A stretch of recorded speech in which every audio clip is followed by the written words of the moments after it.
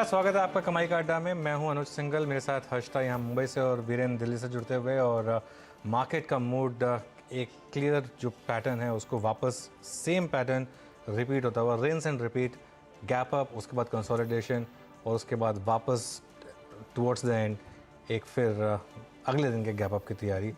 तो ये पिक्चर लगातार कई दिनों से हम देख रहे हैं हर्षता, और आज फिर एग्जैक्टली वही पिक्चर रिपीट हो रही है। अगर आप निफ्टी का चार्ट देखेंगे ऑलमोस्ट डेली बेसिस पर लेवल्स अलग हो जाते हैं बस, लेकिन पैटर्न हर पास सेम है। जी हाँ, खुलते हैं मजबूत हैं, फिर हल्की सी नरमी और फिर निचले लेवल्स का लोग फायदा उठाकर तेजी की तरफ पोजीशंस बनाते हुए नजर आते हैं। लेकिन आज वही स्क्रीन पर दिखाई दे रहा है। आज डे हाई जब हम खुले थे 18,296। इनफैक्ट आपको याद होगा एसजीएक्स निफ्टी ने तो 18,400 का सपना दिखाया था, तो 300 के काफी करीब थे। फिर हम 18,200 के नीचे फिसले, 18,166 तक का स्तर दिखा।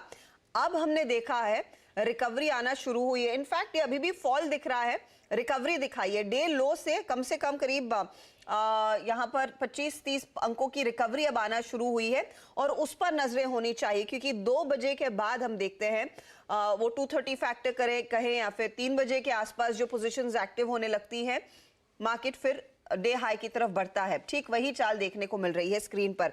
निफ्टी बैंक भी अगर आप ध्यान दें 41,939 आज दरअसल दिन की ऊंचाई थी, वहां से हम ज्यादा दूर हैं नहीं। यहां पर 150 अंकों तक की रिकवरी देखने को मिली और क्लियरली आज का दिन निफ्टी बैंक के लिए एक ज्यादा बेहतर ट्रेड साबित होता हुआ दिखाई दिया है। एंड लकीली आज कुछ निजी बैंकों का सहारा भी है, लेकिन ज्यादा जो दारोमदार इस तेजी का फिर से सरकारी बैंकों के हाथ में आता हुआ PSU bank index clearly out perform कर रहा है। अनुज, इस समय का तो स्टार परफॉर्मर फिर या फिर तेजी की कमान निफ्टी बैंक के ही हाथ में।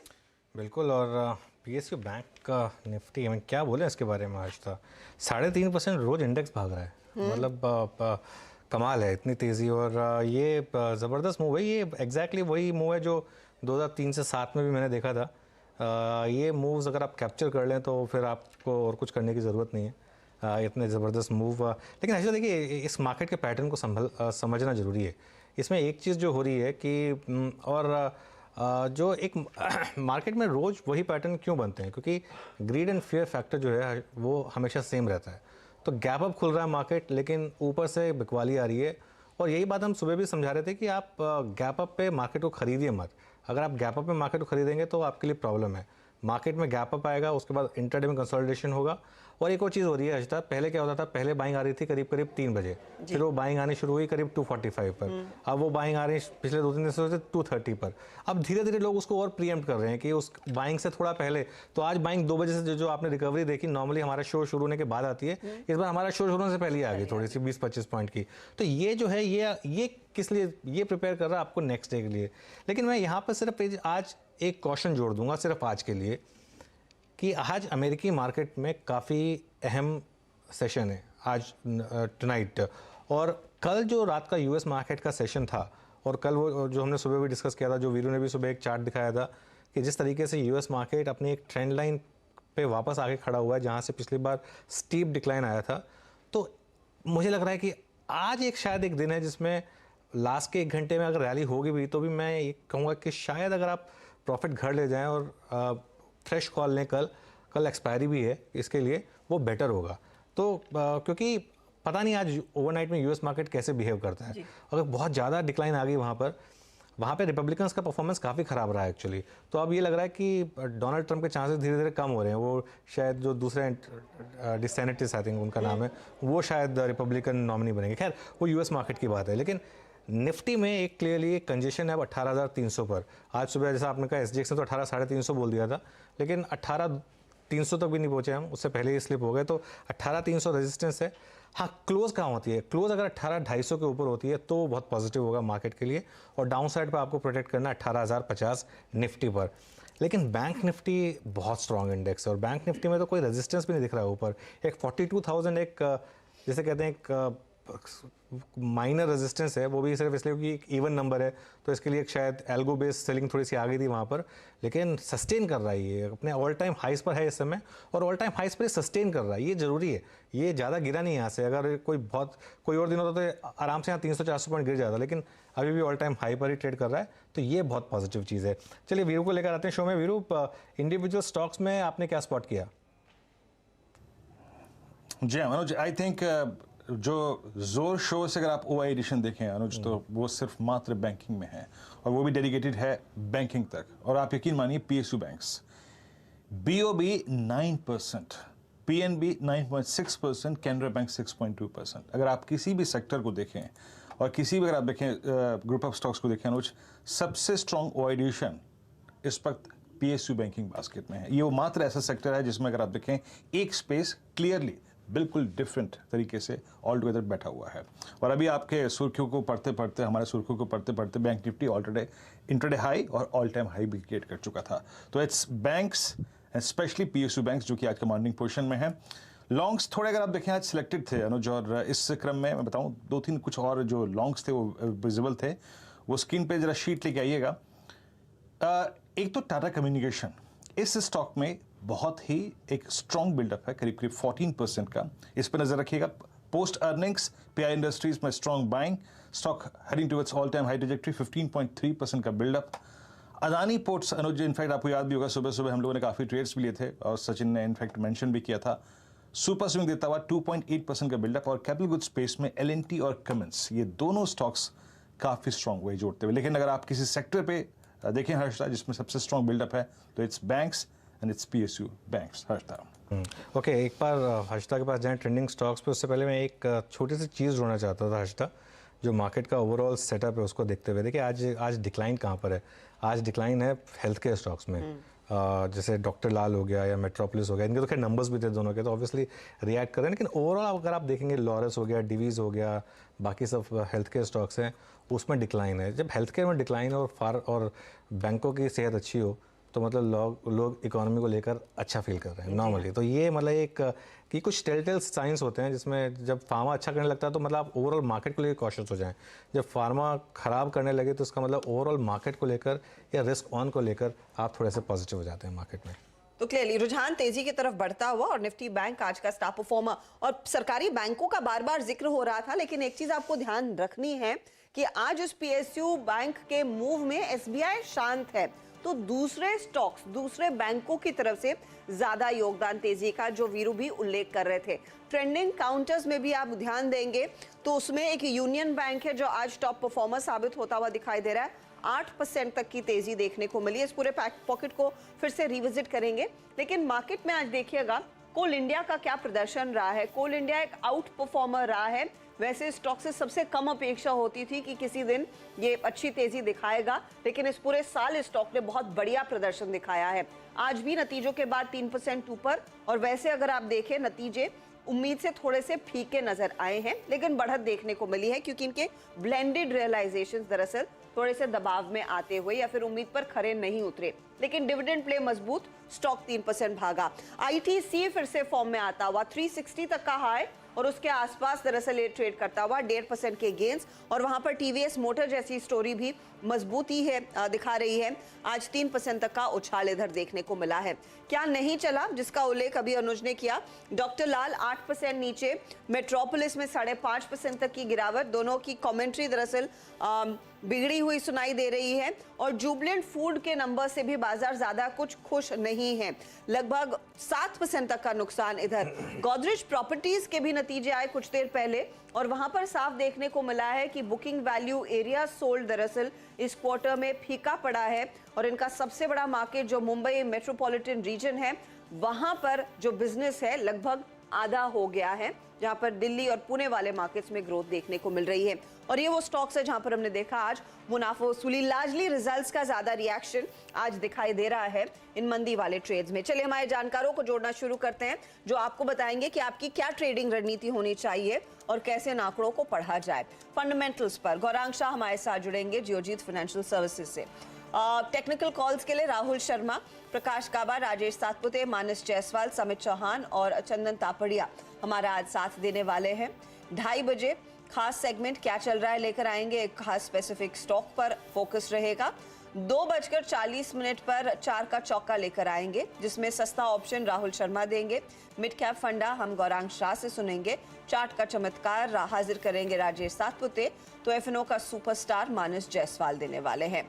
मार्केट बिग वॉइस में आज हीलिस इंडिया के CIO दिनशॉ ईरानी से होगी बातचीत और 3 बजे डीलिंग रूम का चेक भी होगा। और मार्केट में एक्शन पर नजरें बनी रहेंगी।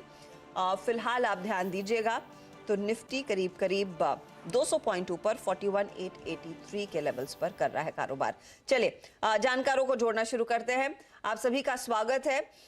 Rahul, good afternoon. इस समय मोमेंटम अच्छा और अच्छा, राहुल हमारे साथ अभी जुड़ नहीं पाए हैं। गावा साहब, आफ्टरनून। मोमेंटम तो तगड़ा है निफ्टी बैंक में और निफ्टी भी अपने लेवल्स को रिट्रेस करता हुआ। क्या ट्रेड पकड़ रहे हैं आप? इसीलिए बैंकिंग क्षेत्र से ही निकाला है, लेकिन अनफॉर्चुनेटली मेनलाइन स्टॉक्स नहीं निकल रहे, साइड स्टॉक्स निकल रहे हैं। स्टॉक जो मैंने चुना है इस वक्त बैंकिंग क्षेत्र से वो है आरबीएल बैंक। बहुत बढ़िया कंसोलिडेशन हुआ है और उसके बाद एक ब्रेकआउट मिला है। ट्रेड कर रहा है 140 के आसपास, स्टॉप होना चाहिए 138। मुझे लगता है इसका टारगेट 145 हो सकता है आरबीएल बैंक का। इसमें तेजी है, मोमेंटम है और एक अपमूव मिलना चाहिए आरबीएल बैंक। ओके, ज़बरदस्त मूव इनफैक्ट आरबीएल बैंक में लास्ट पिछले 2-3 मिनट में आया है और 141 इस समय स्टॉक। याद रखिएगा स्टॉक काफ़ी वॉलेटाइल रहा है और नीचे इसने करीब डबल डिजिट के भी लेवल्स देखे हैं, लेकिन वहाँ से ही इसमें थोड़ा सा एक घुमा ये और उसके बाद ज़बरदस्त मूव इसमें स्टॉक में आता हुआ। राजेश सतपुते जी के पास चलते हैं, उनसे उनका पहला ट्रेड ले लेते हैं इस घंटे का। Rajesh ji, good afternoon. क्या चूज़ किया आपने? Good afternoon ji and good afternoon everyone. Anuj ji, कुछ नया फ्रैंकली स्पीकिंग बहुत ज़्यादा नहीं मिल रहा है क्योंकि मार्केट में बहुत लिमिटेड मूव्स मिल रहे हैं यहाँ पे। Then I would like to continue with Manappuram, जिसका सुबह से भी जिक्र किया था।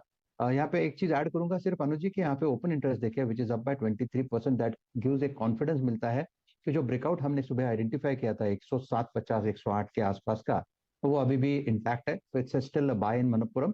सिर्फ मैं स्टॉप लॉस को ट्रेल करूंगा, सुबह 105 का था, अभी 106.50 का स्टॉप लॉस होगा और टारगेट वही रहेंगे 115 के। ओके, मानस के पास जाएं इससे पहले जरा प्लीज़ दो स्टॉक्स को लेकर आइए स्क्रीन पे। रिलायंस अब अपना लगभग 12.54 से यानी 1 से लेकर लगभग 2.8 तक का जो टाइम स्पेंड किया है वो डे हाई की ट्रेजेक्टरी में। तो डे हाई की ट्रेजेक्टरी में एक रिलायंस और दूसरा बैंकिंग स्पेस से जरा आप कोटक महिंद्रा बैंक लेके आइए। अब तक का हम लोगों का पूरा डिस्कशन जो था वो पीएसयू बैंक्स पे डेडिकेटेड था, but it's Kotak Mahindra bank जो कि अब 1898 पर डे हाई की ट्रेजेक्टरी में आके ट्रेड कर रहा है। मानस नमस्कार। क्लोजिंग में आपका जो पहला कन्विक्शन कॉल है वो क्या होगा? इस बीच बैंक निफ्टी याद रखिएगा इट्स 41,903 डे हाई, और जब भी डे हाई लगेगा तो एक नया ऑल टाइम हाई भी होगा बैंक निफ्टी का। मानस आपका कॉल। नमस्कार वीरेंद्र जी। तो देखिए, एप्पल इंडिया कैश क्षेत्र से एक स्टॉक है जहां पर मेरे हिसाब से एक बहुत बड़ा रिवर्सल का साइन देखने को मिला है। काफी समय से हम एप्पल इंडिया में 1350 से गिरावट देख रहे थे। स्टॉक ने करीब 10 दिनों से अपने 200 मूविंग एवरेज पे सपोर्ट लेना शुरू किया और अब आज पहला साइन देखने को मिला है जहां पर एप्पल इंडिया ने अपने 20 डे 50 डे मूविंग एवरेज को ब्रीच किया है। तो यहाँ पर खरीदारी करने की राय रहेगी। 1169 के नीचे आपको स्टॉप लॉस रखना है और 1250 के टारगेट सेट करना है।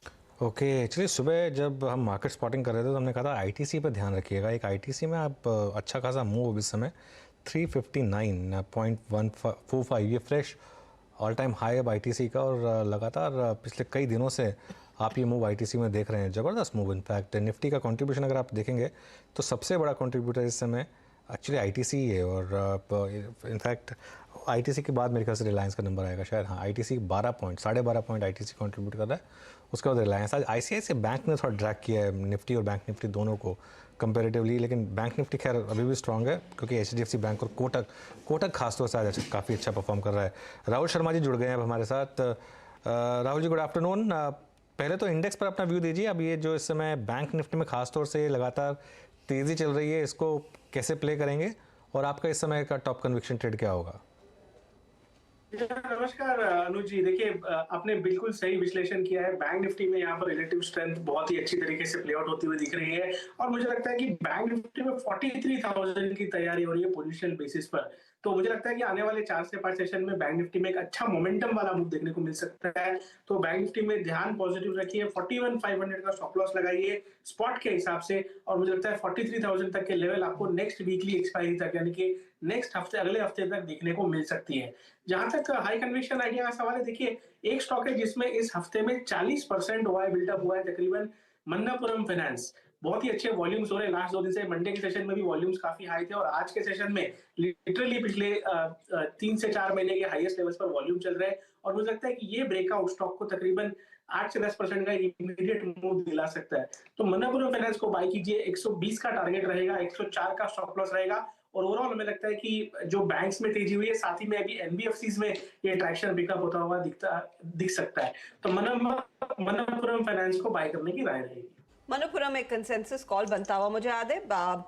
मंडे आफ्टरनून को मुथूट पर नजरें थी, फिर हमने मनप्पुरम डिस्कस किया था और मनप्पुरम में तब से आज में देखिए बहुत ट्रेंड तगड़ा हो चुका है, 2% ऊपर। और सातपते साहब ने 1115 का टारगेट दिया, तो राहुल शर्मा भी कह रहे हैं खरीदारी ही करनी चाहिए, ये एक आउट परफॉर्मर साबित होता हुआ दिखाई देगा। तगड़ा एक्शन, और इस समय ओआई एडिशन करीब करीब 24% तक हमें स्क्रीन पर तो दिखाई दे ही रहा है। गौरांग शाह को भी जोड़ लेते हैं। गौरांग, आफ्टरनून इंटरेस्टिंग ट्रेड 18200 पर वापसी निफ्टी की होती हुई, तो वो स्क्रीन पर आ जाएगा निफ्टी का हाल। 220 अंकों की बढ़त निफ्टी बैंक में हर टिक के साथ मजबूती, और अब हम सिर्फ क्या 40 पॉइंट दूर है डे हाई से, तो 41906 के लेवल्स इस समय आते हुए निफ्टी बैंक में 217 अंकों की बढ़त देखने को मिल रही है। इस ट्रेंड को पकड़ने के लिए आपने कोई खास स्टॉक चुना है? धन्यवाद हर्षिता, आपको और आप सभी को शुभ दिन हमारे तरफ से। तो मेरे ख्याल से ये जो आउट परफॉर्मेंस हम बैंक निफ्टी में देख रहे हैं, ये आने वाले समय में भी आपको देखने मिलेगा। और उसका कारण ये है कि न तो सिर्फ निजी बैंक के नतीजे में सुधार हो रहा है, लेकिन सरकारी बैंकों में सुधार हो रहा है। और वो जो एक अंडर परफॉर्मेंस हुआ करता था जब हम तुलना करते थे सरकारी बैंकों की और निजी बैंकों की, तो अब मेरे ख्याल से वो इतिहास हो चुका है। इसमें से फ्रंटलाइन बैंक्स में अगर आपको सरकारी बैंक में देखना है तो जाहिर है state bank of India, bank of Baroda, ये दो नाम आएंगे। और कैनरा बैंक ऑफ कोर्स, जिसका जिक्र हमने पिछली बार भी किया था।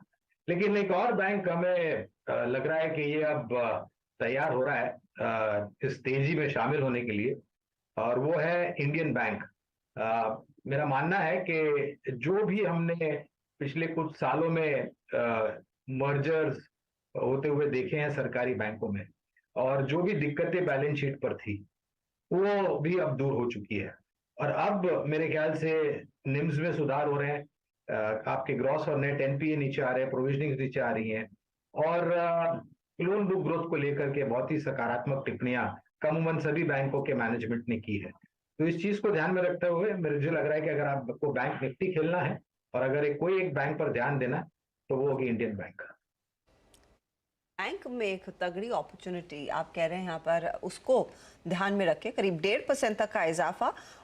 और इनफैक्ट पिछले हफ्ते या फिर सोमवार से आज के बीच जो हम बैंकों की चर्चा कर रहे थे, कॉन्सेंट्रेटेड खरीदारी हुई थी एसबीआई, बैंक ऑफ बड़ौदा में, फिर कैनरा बैंक की खूब चर्चा हो रही थी, लेकिन इंडियन बैंक भी पिछले 7 ट्रेडिंग सेशंस में आप देखिएगा अपनी चाल को मजबूत करता हुआ।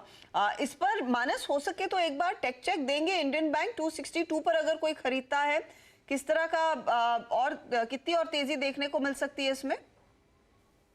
देखिए बेहतरीन है, higher tops higher bottoms continuously बन रहे हैं। करेक्शन पे स्टॉक 22 मूविंग एवरेज के आसपास सपोर्ट ले लेता है, तो बिल्कुल स्ट्रॉन्ग चार्ट से और बिल्कुल लॉन्ग टर्म के लिए, और या तो आप ट्रेडिंग का भी व्यू लें तो भी मेरा समझना है कि 282 तक के भाव पॉसिबल है। 20 रुपए का आपको करंट लेवल पर खरीदारी कर रहे हैं तो स्टॉप लॉस आपको 252 के नीचे लगाना पड़ेगा और 82 तक के टारगेट सेट करने। इंडियन बैंक का पहले बहुत ज़बरदस्त एक F&O स्टॉक भी हुआ करता था, उसके बाद इसमें करीब 70-80% का डिक्लाइन, और अब अमूमन सभी पीएसयू बैंकों में सेम पैटर्न था, और सेम पैटर्न बैंकों में नॉर्मली रिपीट होता है, खासतौर से पीएसयू बैंकों में। अच्छा वीरू, वर्षता एक क्रिकेट में भी पैटर्न्स रिपीट होते हैं कई बार, मैंने देखा, और कई लोग 1992 वाला वो पैटर्न लेकर आ रहे हैं, जिससे मुझे बहुत डर लगता है। और वो 1992 में भी एग्जैक्टली वही पाकिस्तान ने किया था, एक लग रहा था कि बस बाहर हो गए, फिर उनको कहीं से एक लाइफलाइन मिली, 1 पॉइंट से किसी तरीके से पहुंच गए, और उसके बाद सेमीफाइनल में न्यूजीलैंड के अगेंस्ट, और सेमीफाइनल में न्यूजीलैंड सबसे स्ट्रॉन्ग टीम लग रही थी, उनको हराया, और फाइनल में इंग्लैंड। तो अभी आज सेमीफाइनल में पाकिस्तान काफ़ी हावी है इस समय न्यूजीलैंड के ऊपर, तो वो थोड़ा 3 विकेट चले गए न्यूजीलैंड के। हाँ, 3 विकेट हो गए 50 रन पे। वीरू कुछ करो यार, ये तो मतलब थोड़ा सा एक मेरे को डर लग रहा है, ये पैटर्न रिपीट हो रहा है, ये एकदम मार्केट जैसा। लेकिन अनुज सोचिए कि आज पाकिस्तान देखिए जीत ईश्वर जाए करे कल और आगे हम भी जीत जाए, तो फिर फाइनल कितना इंटरेस्टिंग होगा। हाँ लेकिन उस देखिए एक्साइटमेंट वो final थोड़ा सा interesting वो मुझे याद है 2007 में भी ऐसा हुआ था, वो 2007 में वर्ल्ड कप का फाइनल, लेकिन तब हम बहुत यंग थे, मतलब तब थोड़ा सा सह सकते थे, वो तब 27-28 साल की उम्र में, इस उम्र में थोड़ा सा डर लगता है ये सब चीज़। एक्चुअली आशीष दोनों यही कह रहे थे, मैं चाहता तो हूँ कि पाकिस्तान जीते नहीं, पर लेकिन मैं एक फाइनल वाली भी तगड़ी मैच देखना चाहता हूँ, तो वो कंफ्यूजन है। अब देखते हैं, अब मैच तो आज ही तगड़ी बन रही है। हाँ क्या बोलेगे वीरू? जी हाँ,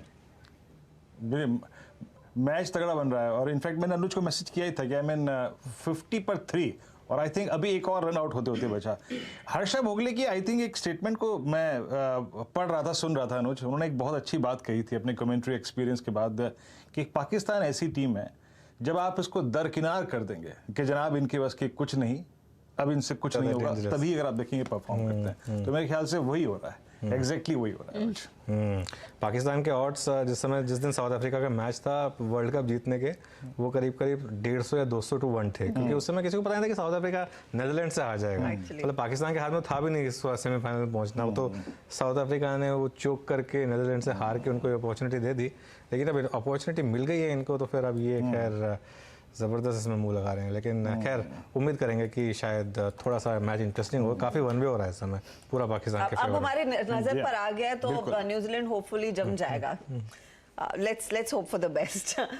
मार्केट पर लौट वही हुआ था वीरू, उस दिन इंडिया का मैच नजर में आया था तो एक के बाद एक विकेट जा रहे थे, तो अब होपफुली पाकिस्तान की बॉलिंग थोड़ी सी ऑफ ट्रैक हो जाए और न्यूजीलैंड के फेवर में चला जाए मैच।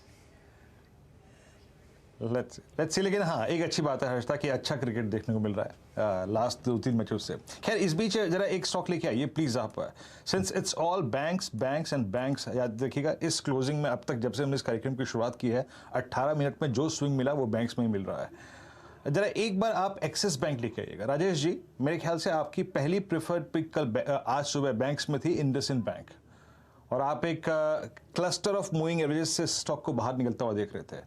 फिर अमित सेठ ने 10 बजे पिक किया था एक्सिस बैंक, हालांकि एक्सिस बैंक चला नहीं था उसके बाद, लेकिन अब एक्सिस बैंक डी हाई की ट्रैजेक्टरी में है और ये 2 नवंबर के बाद के सारे हाईज को काट रहा है। एक बार जरा प्लीज एक्सिस बैंक पे अपनी राय रखिएगा। वीरेंद्र जी देखिए, चार्टिकली फ्रैंकली मैं भी एक्सिस बैंक को ही देख रहा था, यहाँ पे दो चीजें इंपॉर्टेंट लग रही है। टेक्निकली 870 ये इसका 10 डे लेवल है। अगर आप इसका आर्ली चार्ट पे देखते हैं तो 870 एंड 870 एंड 865 ये क्लस्टर ऑफ सपोर्ट है, और इस सपोर्ट के चलते मुझे लगता है एक्सिस बैंक में आप मुंह देख सकते हो कहां तक जाएगा। वैसे अगर मार्केट देखे तो सबड्यूड है, लेकिन स्विंग ट्रेडिंग के हिसाब से इसका जो टारगेट बनता है वो रहेगा 895, तो यहाँ पे बाय बनता है, लेकिन स्टॉप लॉस होगा 870 के नीचे 865 का। एक बार जरा आप अदानी पोर्ट्स लेकर आइए वापस स्क्रीन पर। इसमें 893 इस स्टॉक 40 रुपये पर करीब 5% का मूव। सुबह 2 इसकी कॉल्स रिविजिट की थी हमने वीरू, आई थिंक सचिन ने पहले 880 और उसके बाद 900 की कॉल, आई थिंक 2 कॉल्स पर व्यू दिया था, और ज़बरदस्त मूव इस समय इस अदानी पोर्ट्स के स्टॉक में आ रहा है। एक काम करते हैं, एक बार जरा एक फंडामेंटल व्यू ले लेते हैं इसके ऊपर। गौरांग जी, एक कहा जाता है कि अदानी ग्रुप में एटलीस्ट एक स्टॉक जिसपे सबसे ज़्यादा लोग फंडामेंटली बुलिश हैं वो अदानी पोर्ट्स है, बाकियों में तो फिर भी शायद थोड़ा सा एक कह रहे हैं कि एक फ्लोट का शायद गेम चल रहा है, लेकिन एटलीस्ट अदानी पोर्ट्स का बिजनेस काफ़ी स्ट्रांग है। आपका क्या व्यू होगा यहाँ पर? तो अनुज, खरीदारी बेचने की या बने रहने की राय नहीं दे सकता हूं क्योंकि कवरेज नहीं है, लेकिन एक आप तर्क लगाइए कि अगर भारत एक बहुत बड़ा पोटेंशियल बन सकता है एक्सपोर्ट्स को लेकर के, तो जाहिर है कि जिस तरीके की सीमा है, हमारी समुद्र सीमा है, उसका उपयोग पर्याप्त रूप में होगा, और जहां पर अडानी पोर्ट्स उपस्थित है और जिस तरीके से पिछले कुछ तिमाहियों से उनके वॉल्यूम्स ग्रोथ हम देख रहे हैं, तो डेफिनेटली एक बहुत बड़ा कैंडिडेट उभर करके बन सकता है। ये अनफॉर्चुनेटली कवरेज नहीं है, इसलिए खरीदारी बेचने की या बने रहने की राय नहीं देख सकता, लेकिन अपॉर्चुनिटी डेफिनेटली। पर एक टेक्निकल चेक दे पाएंगे आप राहुल?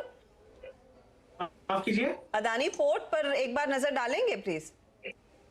जी हर्षदा जी, देखिए अदानी पोर्ट्स में मेरे हिसाब से एक बड़ी एक्सप्लोसिव मूव की तैयारी हो रही है। आज पहला दिन है जब स्टॉक ने बहुत ही अच्छे वॉल्यूम्स के साथ एक राउंडिंग बॉटम जैसा पैटर्न बनाकर मेरे हिसाब से 900 रुपए का लेवल क्रॉस करने का अटेम्प्ट किया। 900 पे हाईएस्ट कॉल राइटर्स भी मौजूद है, बट मेरे हिसाब से ये कहीं ना कहीं चैलेंज होंगे जैसे ही स्टॉक 900 के ऊपर क्लोज होता है। तो मेरा ये मानना है कि 1000 रुपए की तैयारी कर रहा है पूरी तरीके से ये स्टॉक, और खास करके जो सबसे मोमेंटम हमें देखने मिला अदानी ग्रुप ऑफ स्टॉक्स में, वो कहीं ना कहीं यहाँ पर भी रिफ्लेक्ट होता हुआ दिखेगा। तो मेरा तो ये मानना है कि 850 के स्टॉप लॉस से इसमें लॉन्ग रहना चाहिए। मुझे लगता है आने वाले 8 से 10 सेशन में 1000 रुपए तक के लेवल्स, यानी कि 4 डिजिट का आंकड़ा अदानी पोर्ट्स में हमें देखने को मिल सकता है। बाजार की तरफ बढ़ता हुआ तेजी से स्टॉक 4.5% तक के गेंस देखने को मिले। ये भी एक आउट परफॉर्मर रहा है इनफैक्ट इस पूरी रैली में। अच्छा, एक स्टॉक जिस पर फटाफट से नजर डाल लेते हैं, नॉर्मली ये रेडार पर आता है नहीं, लेकिन यहां पर तगड़ी तेजी देखने को मिल रही है। 3M लेकर आइएगा प्लीज स्क्रीन पर। 23,540 का शेयर है, इसीलिए हम इसकी कम चर्चा करते हैं, लेकिन स्टॉक में आया है करीब 5% का उछाल, और दरअसल यहां पर 8 गुना वॉल्यूम्स के साथ तेजी होती हुई। अच्छा, नतीजे आए कुछ देर पहले, उसके बाद दरअसल ये तेजी का मूव बनता हुआ दिखाई दिया है, और नतीजे आप कह सकते हैं अच्छे रहे, क्योंकि आय 777 करोड़ से बढ़कर 925 हो गई, मुनाफा 65 करोड़ से करीब करीब 100 करोड़ हो गया। लेकिन उस पर भाग नहीं रहा है, भाग इसीलिए रहा है शेयर क्योंकि कंपनी ने एक स्पेशल डिविडेंड की घोषणा की है। 850 रुपए प्रति शेयर का स्पेशल डिविडेंड देगी ये कंपनी, जो 23,610 का शेयर है अब 650 हो गया। 1200 रुपए के गेंस उस स्पेशल डिविडेंड पर ही दरअसल स्टॉक भागता हुआ। और 3M आपको याद होगा रेडार पर तब आया था जब कोविड फैलने लगा था। 3M के वो N95 वाले मास्क, इनफैक्ट उसकी बड़ी शॉर्टेज भी हो गई थी और वहां पर उनका बिजनेस बड़ा स्केल भी हुआ था। लेकिन ये कहते हैं ना कि आपकी कंपनी हो दमदार और इस तरह का डिविडेंड मिले, वर्सेस आपका MRF जो आपको दे रहा है 3 रुपए प्रति शेयर का डिविडेंड। अच्छा, 3M का, लेकिन मैं एक चीज़ बता रहा हूँ, 3M की जो कार सर्विस है हर्षदा, वो ज़बरदस्त है, और क्या प्रीमियम चार्ज करते हैं वो उसके लिए, और इतना महंगा वो उसको चार्ज करते हैं। तो कई बार तो डर भी लगता है गाड़ी वहाँ पे लेके जाने के लिए, लेकिन सबसे मेरे ख्याल से एक उनका बड़ा बिजनेस यही है। और ग्लोबली भी 3M ने काफ़ी अच्छा किया है, और इस समय इंडिया में इनका एबिटा जो है वो काफ़ी स्ट्रॉन्ग आ रहा है, मुनाफा बढ़कर आया। और डिविडेंड कितना दिया आपने बोला? 850 रुपीज़ पर शेयर। 850 रुपीज़ पर शेयर। हाँ, तो देखिए 24,000 का स्टॉक है तो उतना डिविडेंड तो बनता है। अगर 24,000 वाली कंपनी 850 का डिविडेंड दे रही है तो 96,000 वाली कंपनी को टेक्निकली डिविडेंड देना चाहिए था 3,200 रुपये का, 3 रुपये के बजाय। टेक्निकली हाँ, और अच्छी खासी डिविडेंड यील्ड यहाँ पर हो गई। वैसे बाय द वे एक और स्टॉक लेकर आते हैं। इनफैक्ट चलिए पहले आप 3M पे बात कर रहे थे। इनफैक्ट इस पर मैं गौरांग की राय लेना चाह रही थी। गौरांग, ये डिविडेंड देख के एक्शन आ रहा है स्टॉक में, करेक्ट? नंबर्स तो हैं ही अच्छे अनडाउटेडली। मैं अभी अनुज से सहमत हूँ, और अनुज हमने भुगत चुके हैं। हम हमारी हिम्मत करके गाड़ी लेके गए थे 3M कार सर्विस सेंटर में, और पिछले साल तो हमने इतना अद्भुत सब काम देखा उनका कि हमने पूरे 1 साल की AMC ले ली। हाँ, वही। लेकिन उसके बाद हमारी हिम्मत हुई उस AMC को आगे बढ़ाने के लिए, तो हमने सिर्फ कार पॉलिशिंग करवाई थी। बिल करीबन 7,500 रुपया सिर्फ कार पॉलिशिंग। लेकिन जो आपको वो प्रोडक्ट आपकी गाड़ी देखने मिलेगी सर्विस के बाद, वो अद्भुत है। वो एक्सपीरियंस ही एकदम अलग है, एकदम मतलब नए अवतार में आपको गाड़ी देखने मिलती है। Coming to Birla 3M India, तो Harshada, I think first of all इनके जितने भी प्रोडक्ट्स मार्केट में है वो प्रीमियम कमांड करते हैं, और लोग इनके पास रिपीट ऑर्डर के लिए जाते भी। और आप सही फरमा रहे हैं, कारोबार तो इसका एकदम स्वस्थ है ही, लेकिन अगर कोई इस प्रकार का डिविडेंड देता है तो मेरे ख्याल से कोई भी आकर्षित हो जाएगा इसके। जी हाँ, वही प्रॉब्लम है कि आप एक सर्विस देखते हैं फिर आप वो पूरा साल का कॉन्ट्रैक्ट ले लेते हैं, वो बहुत महंगा होता है। एक बार रिविजिट करते हैं RBL बैंक। प्रकाश जी ने बिल्कुल सही टाइम पे इसको स्पॉट किया। इंट्राडे लेकर आइए, टिक बाय टिक लेकर आइए RBL बैंक का, और 142.1 अब इस समय करीब 4.5% ऊपर। क्या मार्केट कुछ एक्सपेक्ट कर रहा है? काफ़ी टाइम से अटकलें हैं कि वो जो RBI के नॉमिनी हैं बोर्ड पर RBL बैंक के, उनको शायद अब बोला जाएगा कि ठीक है अब ज़रूरत नहीं है उनके रहने की। अगर वो होता तो बहुत पॉजिटिव होगा। उसको डिनाई किया गया है लेकिन इन द पास्ट, लेकिन ये एक मार्केट में अटकलें लग रही हैं। इसकी वजह से ये तेज़ी स्टार्ट हुई थी RBL बैंक में करीब नवंबर के स्टार्ट में, जब ये स्टॉक उस समय करीब 100 रुपये का भाव था था। वहाँ से लगातार इसमें तेज़ी आई थी और करीब 142 से करीब इस समय स्टॉक ट्रेड कर रहा है। प्रकाश जी, आपका टारगेट क्या था और लॉन्गर टारगेट्स क्या होंगे इसके? देखिए, नियर टर्म के लिए trading point of view target था 145 आरबीएल बैंक में, लेकिन जब मैं इसका चार्ट स्ट्रक्चर देखता हूँ हायर टाइम फ्रेम बेसिस पर, तो जो पैटर्न उभर कर आ रहा है लोअर लेवल पर, एक रिवर्स है, reverse head and shoulder pattern है, वो उसका ब्रेकआउट मिला है 138 जोन पर, आज ही मिला है। उसके हिसाब से टारगेट करीब करीब 180 के करीब हो सकते हैं, लेकिन वो लार्जर टर्म टारगेट है, टाइम फ्रेम थोड़ा हाई होगा। तो मेरे ख्याल से यस, इस रिवर्सल पैटर्न, स्टॉप लगाना पड़ेगा, स्टॉप होगा डीप अगेन 134 का, और फिर इसको प्ले कर सकते हैं बाय एंड सेल। जब मैं पीएसयू बैंक देखता हूं तो काफी पीएसयू बैंक से भी मिलता है, लगता है कुछ बैंकिंग क्षेत्र में हो रहा है, कुछ पक रहा है।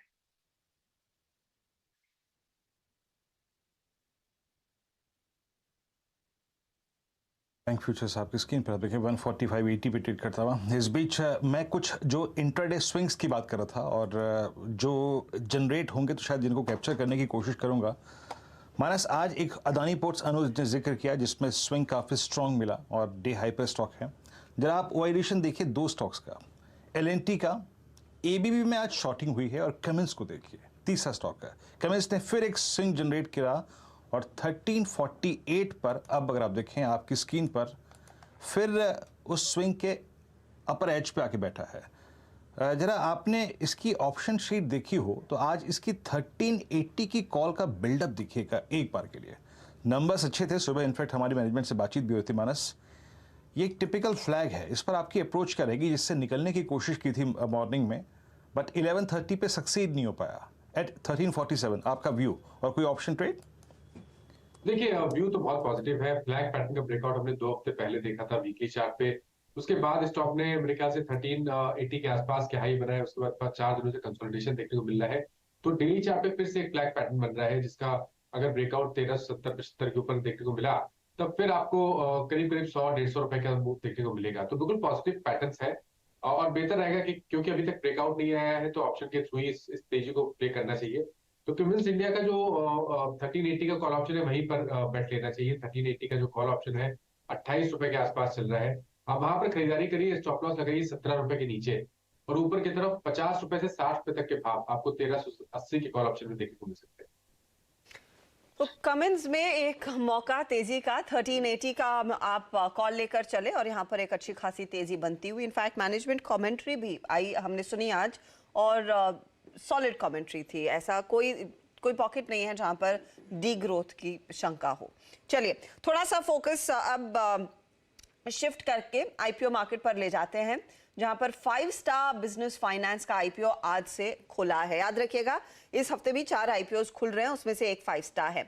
हमारे साथ कंपनी के चेयरमैन और मैनेजिंग डायरेक्टर लक्ष्मीपति दीनदयालन जुड़ गए हैं, और मैं आपको पहले बेसिक्स दिखा देती हूँ। ये इनफैक्ट इशू जो आज खुल रहा है, यहाँ पर कंपनी का दरअसल प्लान है कि 1960 करोड़ रेस किए जाए। एंटायर इशू ओएफएस है, याद रखिएगा। प्राइस बैंड 450 से 474 रुपए के बीच है। दीनदयालन साहब, स्वागत है आपका सीएनबीसी आवाज पर। प्राइमरीली एंड ओएफएस, अगर आप हमें अंदाजा दे सके कौन कौन एग्जिट कर रहा है और क्या प्रमोटर्स भी कुछ अपनी पोजीशन हल्की करेंगे? Sorry, can we have it in English? I can try English, sir, but I would appreciate if you could speak a little bit of Hindi as well. If you could give us an indication as to which investors would be taking an exit. Will somebody be taking a partial exit or a complete exit? Are promoters looking to offload some stake in this issue as well? Sure. See, first let me be very clear. As an individual promoter, I'm not selling any of my shares.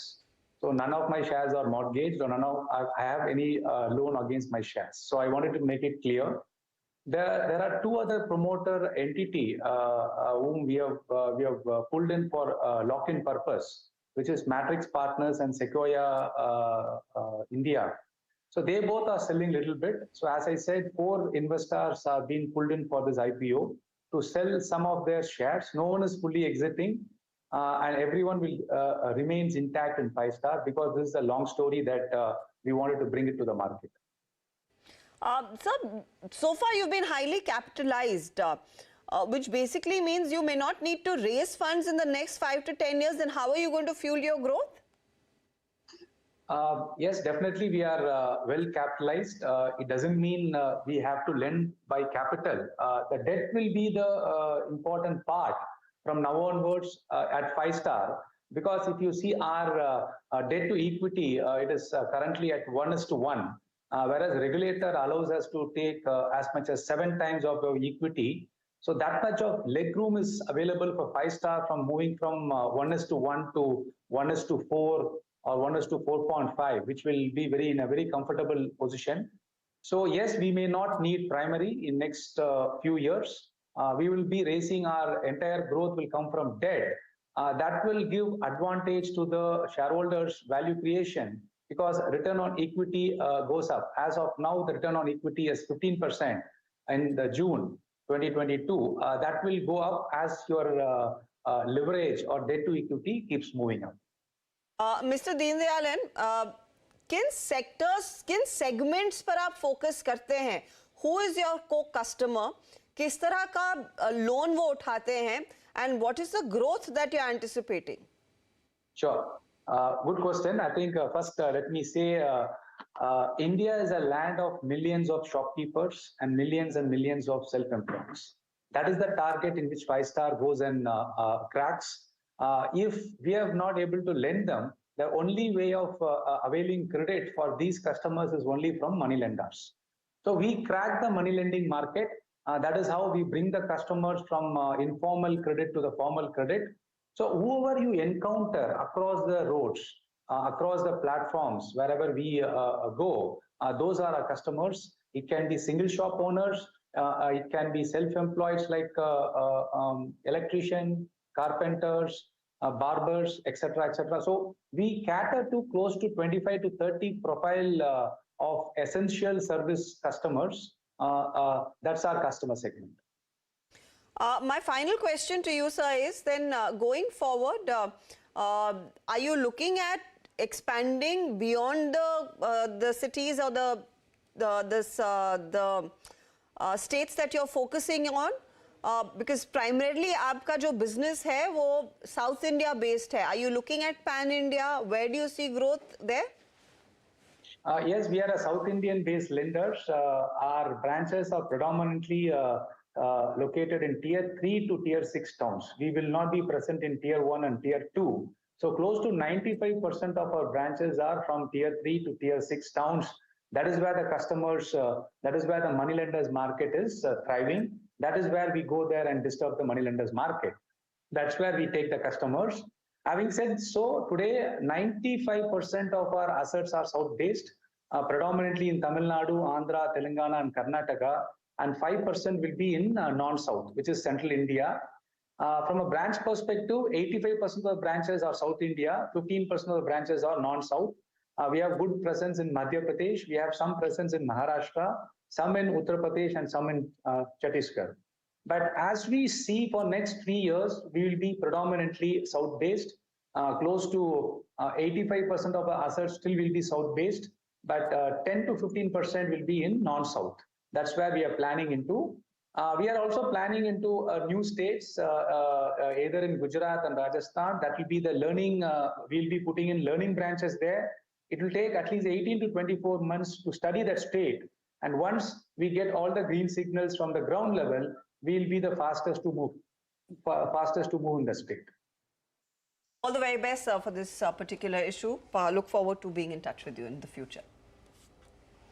तो 5-star का management detail देता हुआ, याद रखिएगा एक OFS है, promoter ने साफ कह दिया है कि वो अपना हिस्सा नहीं बेचते हुए दिखाई देंगे.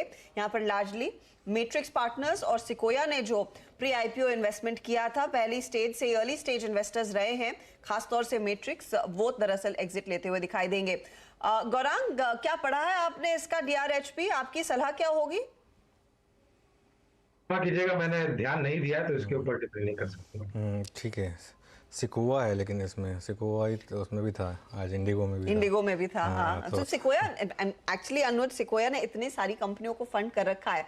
अब जहां पर उनको वैल्यू तगड़ी मिल रही है वो एग्जिट तो लेंगे. एब्सोल्युटली. उसमें कोई गलती नहीं है. उसमें कोई गलती नहीं है, बिल्कुल. और ये एक देखिए, एक एक पीई इन्वेस्टर बहुत बड़े रिस्क लेता है ये, मतलब, और 10 कंपनियों में इन्वेस्ट करता है तो 2 में पैसा बनता है, 8 में कई बार पैसा चला जाता है, तो लेकिन वो 2 में इतना पैसा बनता है कि फिर वो बाकी 8 का वो संभाल लेता है। हर्षिता, लेकिन पिछले 5 ओवर में 45 रन बना लिए न्यूजीलैंड ने, ज़्यादा उसके बाद विकेट भी नहीं खोए हैं, तो वो हमारा जो टोटका था वो शायद थोड़ा काम कर गया। तो चलिए थोड़ा सा उसके ऊपर ध्यान देंगे। अच्छा, एक बार ज़रा बैंक निफ्टी वापस लेकर आइए दोबारा। इस समय अभी भी अपने हाइस के करीब ही है बैंक निफ्टी, लेकिन कुछ स्टॉक्स में अब हल्का सा ऊपरी लेवल से आप देखेंगे कि थोड़ा सा प्रॉफिट टेकिंग क्लियरली विजिबल है, और 2-3 स्टॉक्स ले आते हैं जिनमें ऊपरी लेवल से थोड़ी सी आप क्लियरली एक प्रॉफिट टेकिंग जो है वो देख सकते हैं। एक तो JSPL लिखा है, Jindal Steel and Power. Coal India भी ऊपर खुला काफ़ी था, लेकिन अब इस समय थोड़ा सा ऊपरी लेवल से इसमें भी प्रॉफिट टेकिंग आ रही है, तो ये 1-2 स्टॉक्स हैं जिन पर थोड़ा सा आप प्रेशर देखेंगे। और कुछ और स्टॉक्स जो इस समय इंट्राडे लो बना रहे हैं, एक बार अल्ट्राटेक सीमेंट लेकर आइए। अल्ट्राटेक सीमेंट इस समय इंट्राडे लो बनाता हुआ, और इन्फोसिस इस समय इंट्राडे लो बना रहा है, हालांकि ज़्यादा नहीं गिरा है लेकिन इंट्राडे लो बना रहा है। और IRCTC, एक बार IRCTC भी लेकर आइए, यहाँ पर भी हल्का सा डिक्लाइन है। राहुल, एक बार ज़रा इस पर IRCTC या बाकी के जो रेलवे स्टॉक्स हैं, इनमें कोई व्यू है आपका राहुल जी, इन सब स्टॉक्स को देखते हुए जिस तरीके का ट्रैक्शन हम देख रहे हैं? देखिए, काफी ट्रैक्शन रहा है पिछले कुछ सेशंस में, और खास करके IRCTC में मेरे हिसाब से काफी लंबे कंसोलिडेशन के बाद मुझे लगता है कि थोड़ा भी मोमेंटम की तरफ यहाँ पर रुख मुड़ा है। तो मेरे हिसाब से जहां तक लेवल्स की बात करूं, आई थिंक 800 रुपए तक का लेवल्स वेरी मच पॉसिबल है इस सीरीज में, और खास करके जो शॉर्ट टर्म मूविंग एवरेजेस के ऊपर स्टॉक निकला है, मेरे हिसाब से यहाँ पर ट्रैक्शन बुलिश की तरफ बना रहेगा, तो इसे बाय करके चलने की राय होगी। अगर स्टॉप लॉस 750 का लगाना चाहिए मेरे हिसाब से, और मुझे लगता है कि ओवरऑल जो मार्केट का मे बी आज 1-2 दिन में कंसोलिडेशन का मूड है, लेकिन ओवरऑल जो स्ट्रक्चर है वो भी काफी रोबस्ट है, और आई थिंक कोई डिप वगैरह आएगा तो अच्छे क्वालिटी सेटअप्स में बाइंग करने की रणनीति रहेगी। जी हाँ, IRCTC आपकी स्क्रीन पर आप देखें तो यहाँ पे लगभग 763 पे ट्रेड करता हुआ समित चौहान जुड़ चुके हैं, उनसे मैं उनका एक व्यू लूंगा, लेकिन उसके बाद याद रखिएगा, जुड़िए रहिएगा कार्यक्रम में। अब 4 ट्रेड्स लेके आएंगे, 4 का चौका की शुरुआत कुछ ही देर में करेंगे, लेकिन समित, गुड आफ्टरनून, कार्यक्रम में स्वागत है आपका। इंडस्ट्रीज थोड़ा सा अगर आप देखें आज अच्छा स्विंग देने के बाद बैकफुट पे है, बट बैंक निफ्टी स्टिल अगर आप देखें it's doing well, closer to its all time high, अपने ऑल टाइम हाई पे ही ट्रेड कर रहा है लगभग। आपका कन्विक्शन कॉल क्या होगा इस वक्त का? देखिए, क्लियरली बैंक्स में ही रहना चाहेंगे फिलहाल तो। AU स्मॉल फाइनेंस बैंक देखे तो लास्ट 4-5 दिनों के कंसोलिडेशन के बाद उसने डिसाइसिव ब्रेकआउट दिया, हालांकि काफी स्ट्रॉन्ग मूव ऑलरेडी आज के लिए आ चुकी है, बट अगर आप 1-2 दिनों का नजरिया रखें तो ये स्टॉक यहाँ से पोटेंशियल लगता है 662 666 के लेवल्स भी टेस्ट करने के लिए, बट क्योंकि चल चुका है तो यहाँ पे फ्यूचर्स में हम ट्रेड करने की सलाह नहीं देंगे। ऑप्शन के जरिए आप ट्रेड कीजिए, जो 650 का कॉल ऑप्शन 15.5 पे ट्रेड हो रहा है वो हम बाय करने की सलाह देंगे, और यहाँ पे लगभग आप 8.5 का स्टॉप लॉस रखिए, और इसके जो टारगेट्स होंगे वो 24 से लेकर 28 के रहेंगे। चलिए, अगर आप देखें तो ये समय जी का अभी का फॉर द टाइमिंग ट्रेड है, इट्स 616 पे SBI डे हाई की ट्रैजेक्टरी में आके ट्रेड करता हुआ। 4 का चौका की करते हैं शुरुआत। सस्ता ऑप्शन राहुल शर्मा जी के सौजन्य से आएगा। राहुल जी बताइए क्या पिक कर रहे हैं आप इस वक्त सस्ता ऑप्शन?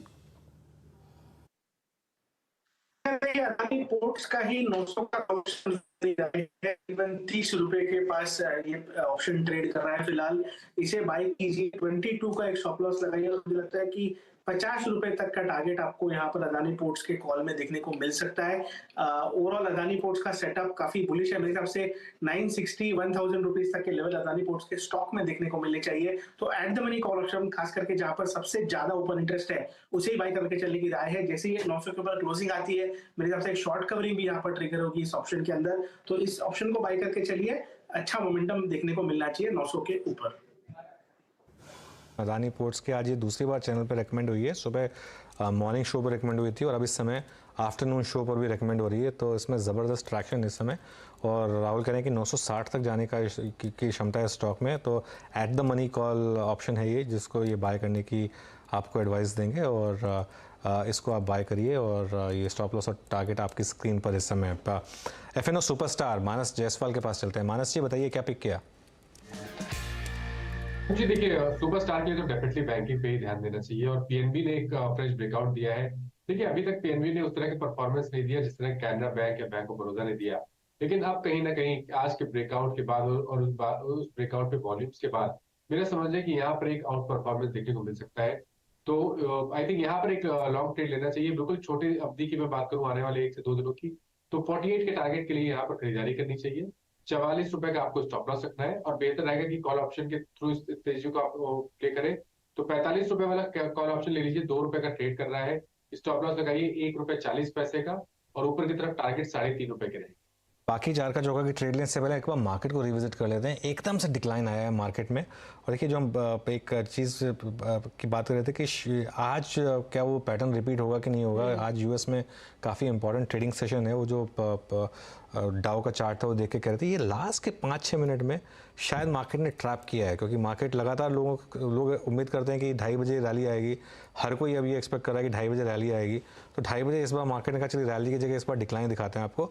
और इंट्राडे में एक बार निफ्टी आईटी इंडेक्स पे लेकर आइए। निफ्टी आईटी इंडेक्स वापस फिर वही प्रॉब्लम दिखाता हुआ और अपना lowest point of the day की तरफ जाता हुआ निफ्टी आईटी इंडेक्स देखिए करीब 0.5% नीचे आ गया। और सुबह जो मेरी वीडियो की बात भी हो रही थी उसमें भी यही एक निष्कर्ष निकल के आ रहा था कि आईटी में सारी रैलीज में सेलिंग आ जाती है और ये एक प्रॉब्लम है।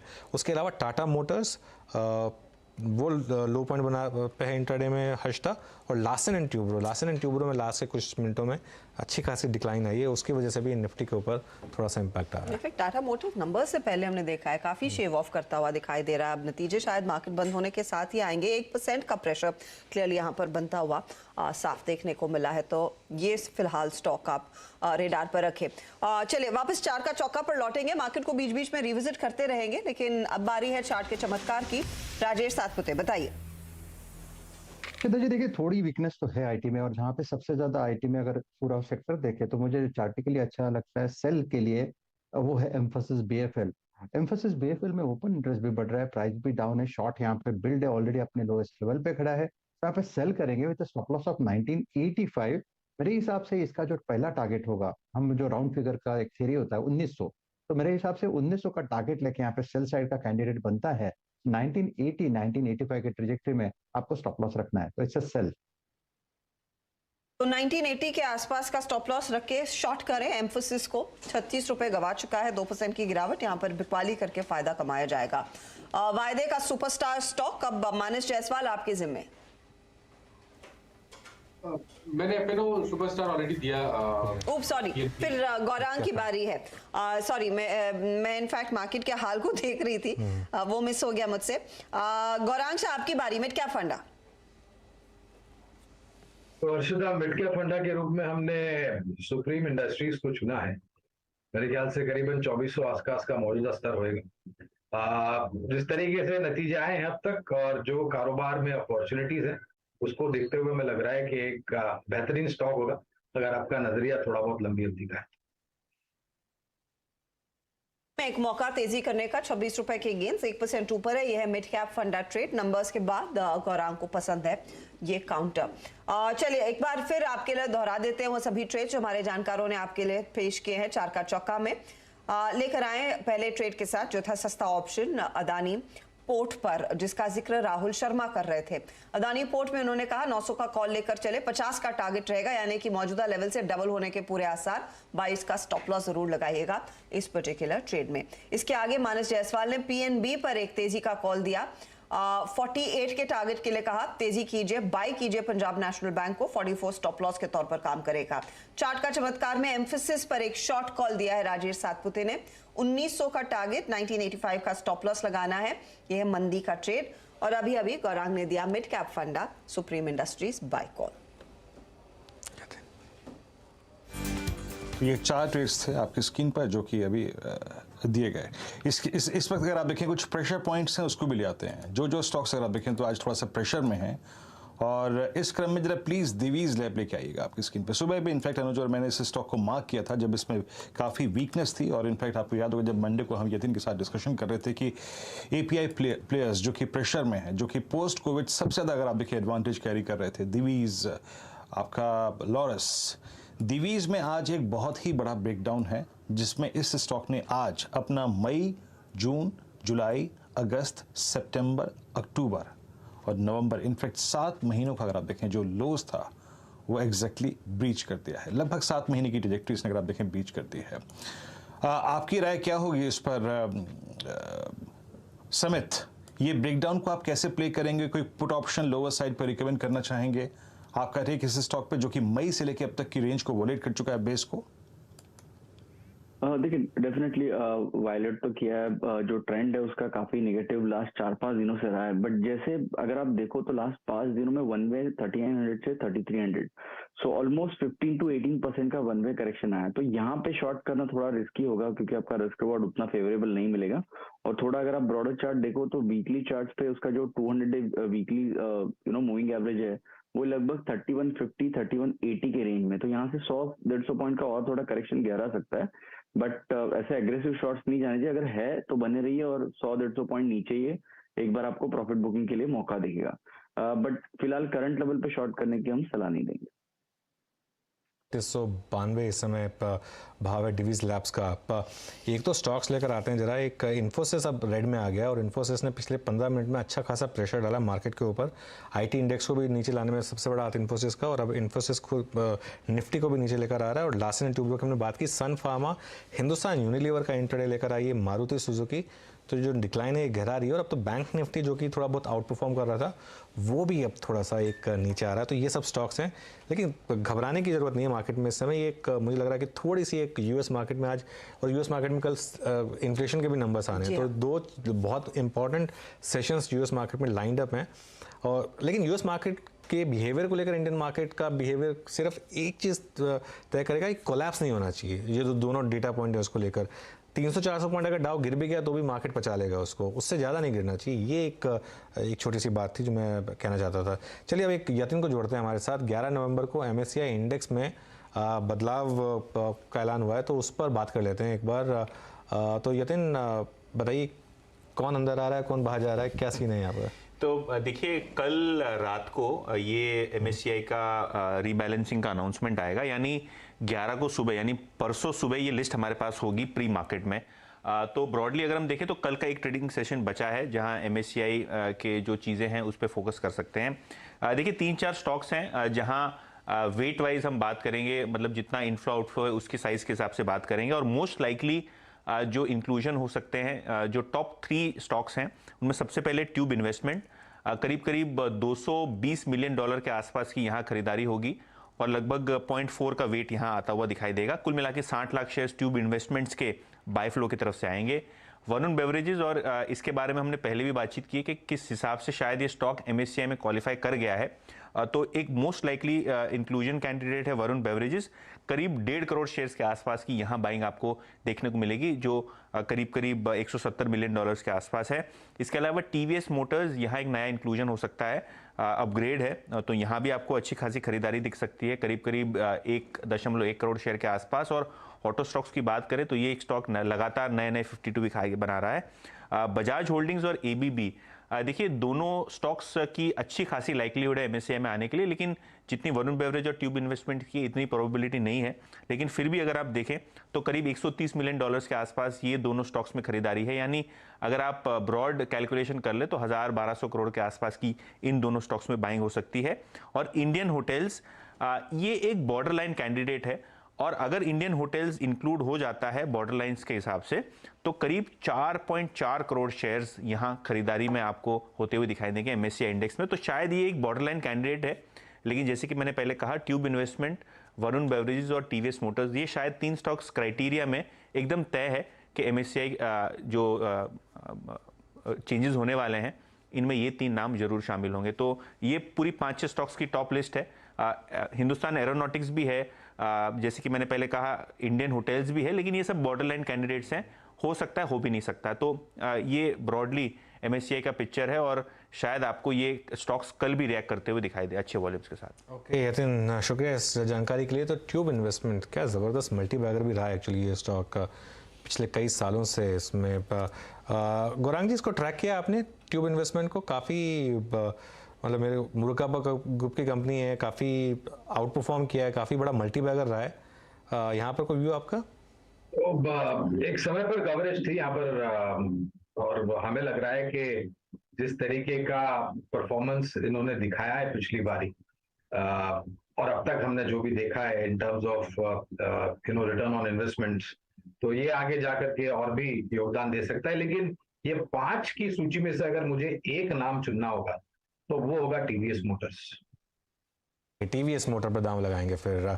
चलिए अब एक काम करते हैं, वैसे मैच थोड़ा सा अच्छा हो रहा है, न्यूजीलैंड थोड़ा अच्छा खेल रहा है तो उस पर एक नज़र रखेंगे, लेकिन बाजार के बिग पिक्चर समझाने के लिए अब हमारे साथ हैं हीलियोस इंडिया के सीईओ दिनशो ईरानी। ईरानी साहब, गुड आफ्टरनून। शुक्रिया आवाज़ के दर्शकों के लिए समय निकालने के लिए। कैसा फील कर रहे हैं इस मार्केट को लेकर? इतनी ज़बरदस्त आउट परफॉर्मेंस, ऐसी आउट परफॉर्मेंस हमने पहले कहीं नहीं देखी। मतलब डीकपलिंग की हर बार हम बात करते थे, इस बार तो डीकपलिंग वाकई में दिखाई दे रही है स्क्रीन के ऊपर, और पूरा का पूरा डोमेस्टिक फ्लोज की वजह से ये मार्केट ने इतना डीकपल किया है। तो आप कैसा फील कर रहे हैं इस मार्केट को लेकर? आप अनुज जी, धन्यवाद आपके शो पर आमंत्रित करने के लिए। और पहली चीज तो मैं बहुत ही अच्छा फील कर रहा हूँ कि आपसे हिंदी में बात हो रही है। नॉर्मली अंग्रेजी में बात होती है आपसे, तो हिंदी में बात करने के लिए और अच्छा लग रहा है। But anyway, having said that Anuj ji, हमें तो शुरुआत से ही इंडिया पे, मतलब काफी टाइम से हम बुलिश रहे हैं इंडिया पे। इनफैक्ट जून में ही हम लोग बुलिश हो गए थे, जून जुलाई के आसपास, क्योंकि हमें यही लग रहा था कि इंडिया इस बार हटके ही रहेगा थोड़ा। और ये इसलिए है क्योंकि आप एक्चुअली इंडिया की जो अभी ग्लोबल मार्केट्स में जगह है वो अभी निश्चिंत हो गई है, क्योंकि हम लोग ग्रोथ वाइज हम प्रॉब्ली 4-5 साल के, अगले 4-5 साल के लिए फास्टेस्ट ग्रोइंग इकोनॉमी रहेंगे। और हम बात कर रहे हैं 5वीं जो सबसे बड़ी इकोनॉमी है दुनिया की, उसकी बात कर रहे हैं जो इंडिया है। और कहते हैं कि by end of this decade हम तो नंबर 3 पे आ जाएंगे, मतलब जापान और जर्मनी दोनों को अनसीड करके will be number 3 in the ranking. तो ये जो इतनी बड़ी इकोनॉमी है जो इतने जोरों से ग्रो होगी, तो ऑब्वियसली ग्लोबल इन्वेस्टर्स इग्नोर नहीं कर सकते। अभी हम छोटे नहीं रहे कि इग्नोर करके वो सोचेंगे चलो ठीक है इंडिया बाद में देखेंगे। इसलिए इतना फोकस आ गया इंडिया पे आज की तारीख में। और ये ग्रोथ भी गिवन ही है लिटरली, क्योंकि आप देखिए कि हम लोग, एक तो पहले हमारा क्या था कि सर्विसेज एक्सपोर्ट होता था विच वाज मेनली आईटी, और बियॉन्ड दैट मैन्युफैक्चरिंग एक्सपोर्ट नहीं था। अभी गवर्नमेंट का ध्यान भी आ गया मैन्युफैक्चरिंग एक्सपोर्ट पे, और काफी चाइना +1 प्ले आउट हो रहा है, यूरोप +1 प्ले आउट होना बाकी है, पीएलआई स्कीम्स अभी काफी सारी बाकी है जो आनी है, मतलब प्ले आउट होनी बाकी है इनमें। तो ये सब पॉजिटिव लेके, एक तो आपका एक्सटर्नल फेसिंग इकोनॉमी अच्छी हो जाएगी हमारी, which is manufacturing exports also will pick up, और दूसरा जो इंटरनल हमारी इकोनॉमी है which is consumption driven, mainly हमारे जो यंग पॉपुलेशन जो होने वाले हैं, which is by the middle of this decade will, हमारे शायद दुनिया में हम सबसे लार्जेस्ट पॉपुलेशन हमारे पास होगी, यंग पॉपुलेशन। तो वो सब देखते हुए तो यही है, गिवन है कि इंडिया को इग्नोर नहीं कर सकते। एक पुशबैक जो दूसरा हमें मिलता रहता था कि हमारा जो वैल्यूएशन है वो काफी विज़ावी ग्लोबल मार्केट, मतलब इमर्जिंग मार्केट या आपके ग्लोबल इमर्जिंग मार्केट या सॉरी एशियन इमर्जिंग मार्केट, ये दोनों को देख के हमारा प्रीमियम बहुत बढ़ गया है। पर ये मेनली रीजन यही है कि बाकी सब करेक्ट हुए हैं और उनके पर्सनल रीजन से करेक्ट हुए हैं। लाइक आप चाइना देख लीजिए, या ताइवान देख लीजिए, या कोरिया देख लीजिए, these are 3 major markets in the region and in world also. तो ये 3 मार्केट जो है जो रिएक्ट हुए हैं वो अपने इंटरनल रीजन से रिएक्ट हुए हैं। इंडिया का कोई ऐसा रीजन नहीं था करेक्ट होने को। इनफैक्ट डॉलर टर्म में इंडिया करेक्ट हुआ है, but that is mainly because कि डॉलर करेक्ट हो गया कुछ 10-11%, तो इसलिए India year to date down है। अगर ईयर टू डेट देखे तो इंडिया ग्लोबली भी probably one of the best performing markets है। तो we expect that performance to continue, पर इतने ही हद तक आप तैर सकते हो अगेंस्ट द टाइड, राइट। अभी थोड़ा टायर आउट होने का लग रहा है हमें ऐसा, पर हमें ऐसे नहीं लगता कि करेक्शन आएगा। हमें तो फ्लैट लाइनिंग लग रही है मार्केट में अगले 2 क्वार्टर्स के लिए। पर एनीवे देखते हैं, अगर जो बाजार बाकी ग्लोबल बाजार स्टेबल हो गए तो इंडिया तो फिर से रैली चालू हो जाएगा। चलिए दिनशो जी, आपका म्यूचुअल फंड भी बहुत जल्दी मार्केट में आएगा। इन प्रिंसिपल अप्रूवल तो आपको मिल ही चुका है सेबी से, तो फिर आपको काफ़ी पैसा और मिलेगा उसको। आप फिर इस लेवल पर कहाँ अपॉर्चुनिटीज़ हैं? एक आध, क्योंकि आप स्टॉक स्पेसिफिक बात करते हैं, कोई एक आध इन्वेस्टमेंट बताइए जो आपको काफ़ी अच्छी लगी रिसेंटली आपने जो की हो, जो पीएमएस में की हो, जो आपको अच्छी लग रही है इस समय काफ़ी। देखिए हमारा एक्चुअली म्यूचुअल फंड आने में तो बहुत टाइम है, क्योंकि अभी तो इन प्रिंसिपल अप्रूवल मिला है, अभी अप्लाई करने के लिए और टाइम निकलेगा। पर बहरहाल हमने 2 एआई स्टॉल लॉन्च किए हैं, जो कि इसीलिए लॉन्च किए कि हम कैपिटलाइज कर सकें ये अपॉर्चुनिटी को लेके। कि जैसे हमने बोला कि फ्लैट लाइनिंग होती है, और फ्लैट लाइनिंग बाजार में काफी स्टॉक पिकर का मार्केट होता है, जो हमें लगता है कि हम हैं, और काफी मतलब पिछले 25-26 साल से यही करते आए, तो हमें यही लग रहा है कि हमारे पास वो क्षमता है कि हम राइट पिक्स करके चले। और दूसरा आपने बोला कि मैं स्टॉक की बात करूं, मैं उल्टा स्टॉक की बात नहीं करता हूं, मैं तो इंडस्ट्रियों की बात करता हूं। बट एनीवे, आपने जो टॉपिक पिकअप किया है, तो हमने 12 रिसेंटली एक नए स्टॉक्स आइडेंटिफाई किए। एक तो हमने आप मिड कैप बोल सकते हो, लेकिन नॉर्मली प्राइवेट बैंकिंग में mid cap also is a large cap, but the fact is कि मिड कैप स्पेस में हमने 2 प्राइवेट सेक्टर बैंक्स आइडेंटिफाई किए हैं, और वो इस बेसिस पे किए थे कि even in the worst of times उन्होंने उनके एनपीए 2 ब्लोट अप हो गए थे, लेकिन they manage it very well on the way down. तो इसलिए हमें लग रहा है कि ये जो 2 बैंक्स हैं जो हमने आइडेंटिफाई किए हैं, वो काफी स्टेबल रहेंगे आगे चलते हुए, और उल्टा जो प्रोविजनिंग उन्होंने करी हुई एग्रेसिवली, वो शायद राइट बैक हो जाएगी, निम्स बढ़ जाएंगे, तो उसके चलते वो किया है। और दूसरा जो हमने एक और थीम आइडेंटिफाई की थी पहले, जो हम बोलते थे अफोर्डेबल लग्जरी, मतलब एस्पिरेशनल स्पेंड्स वगैरह, उसमें हमने 2 और आइडेंटिफाई किए। एक तो बेसिकली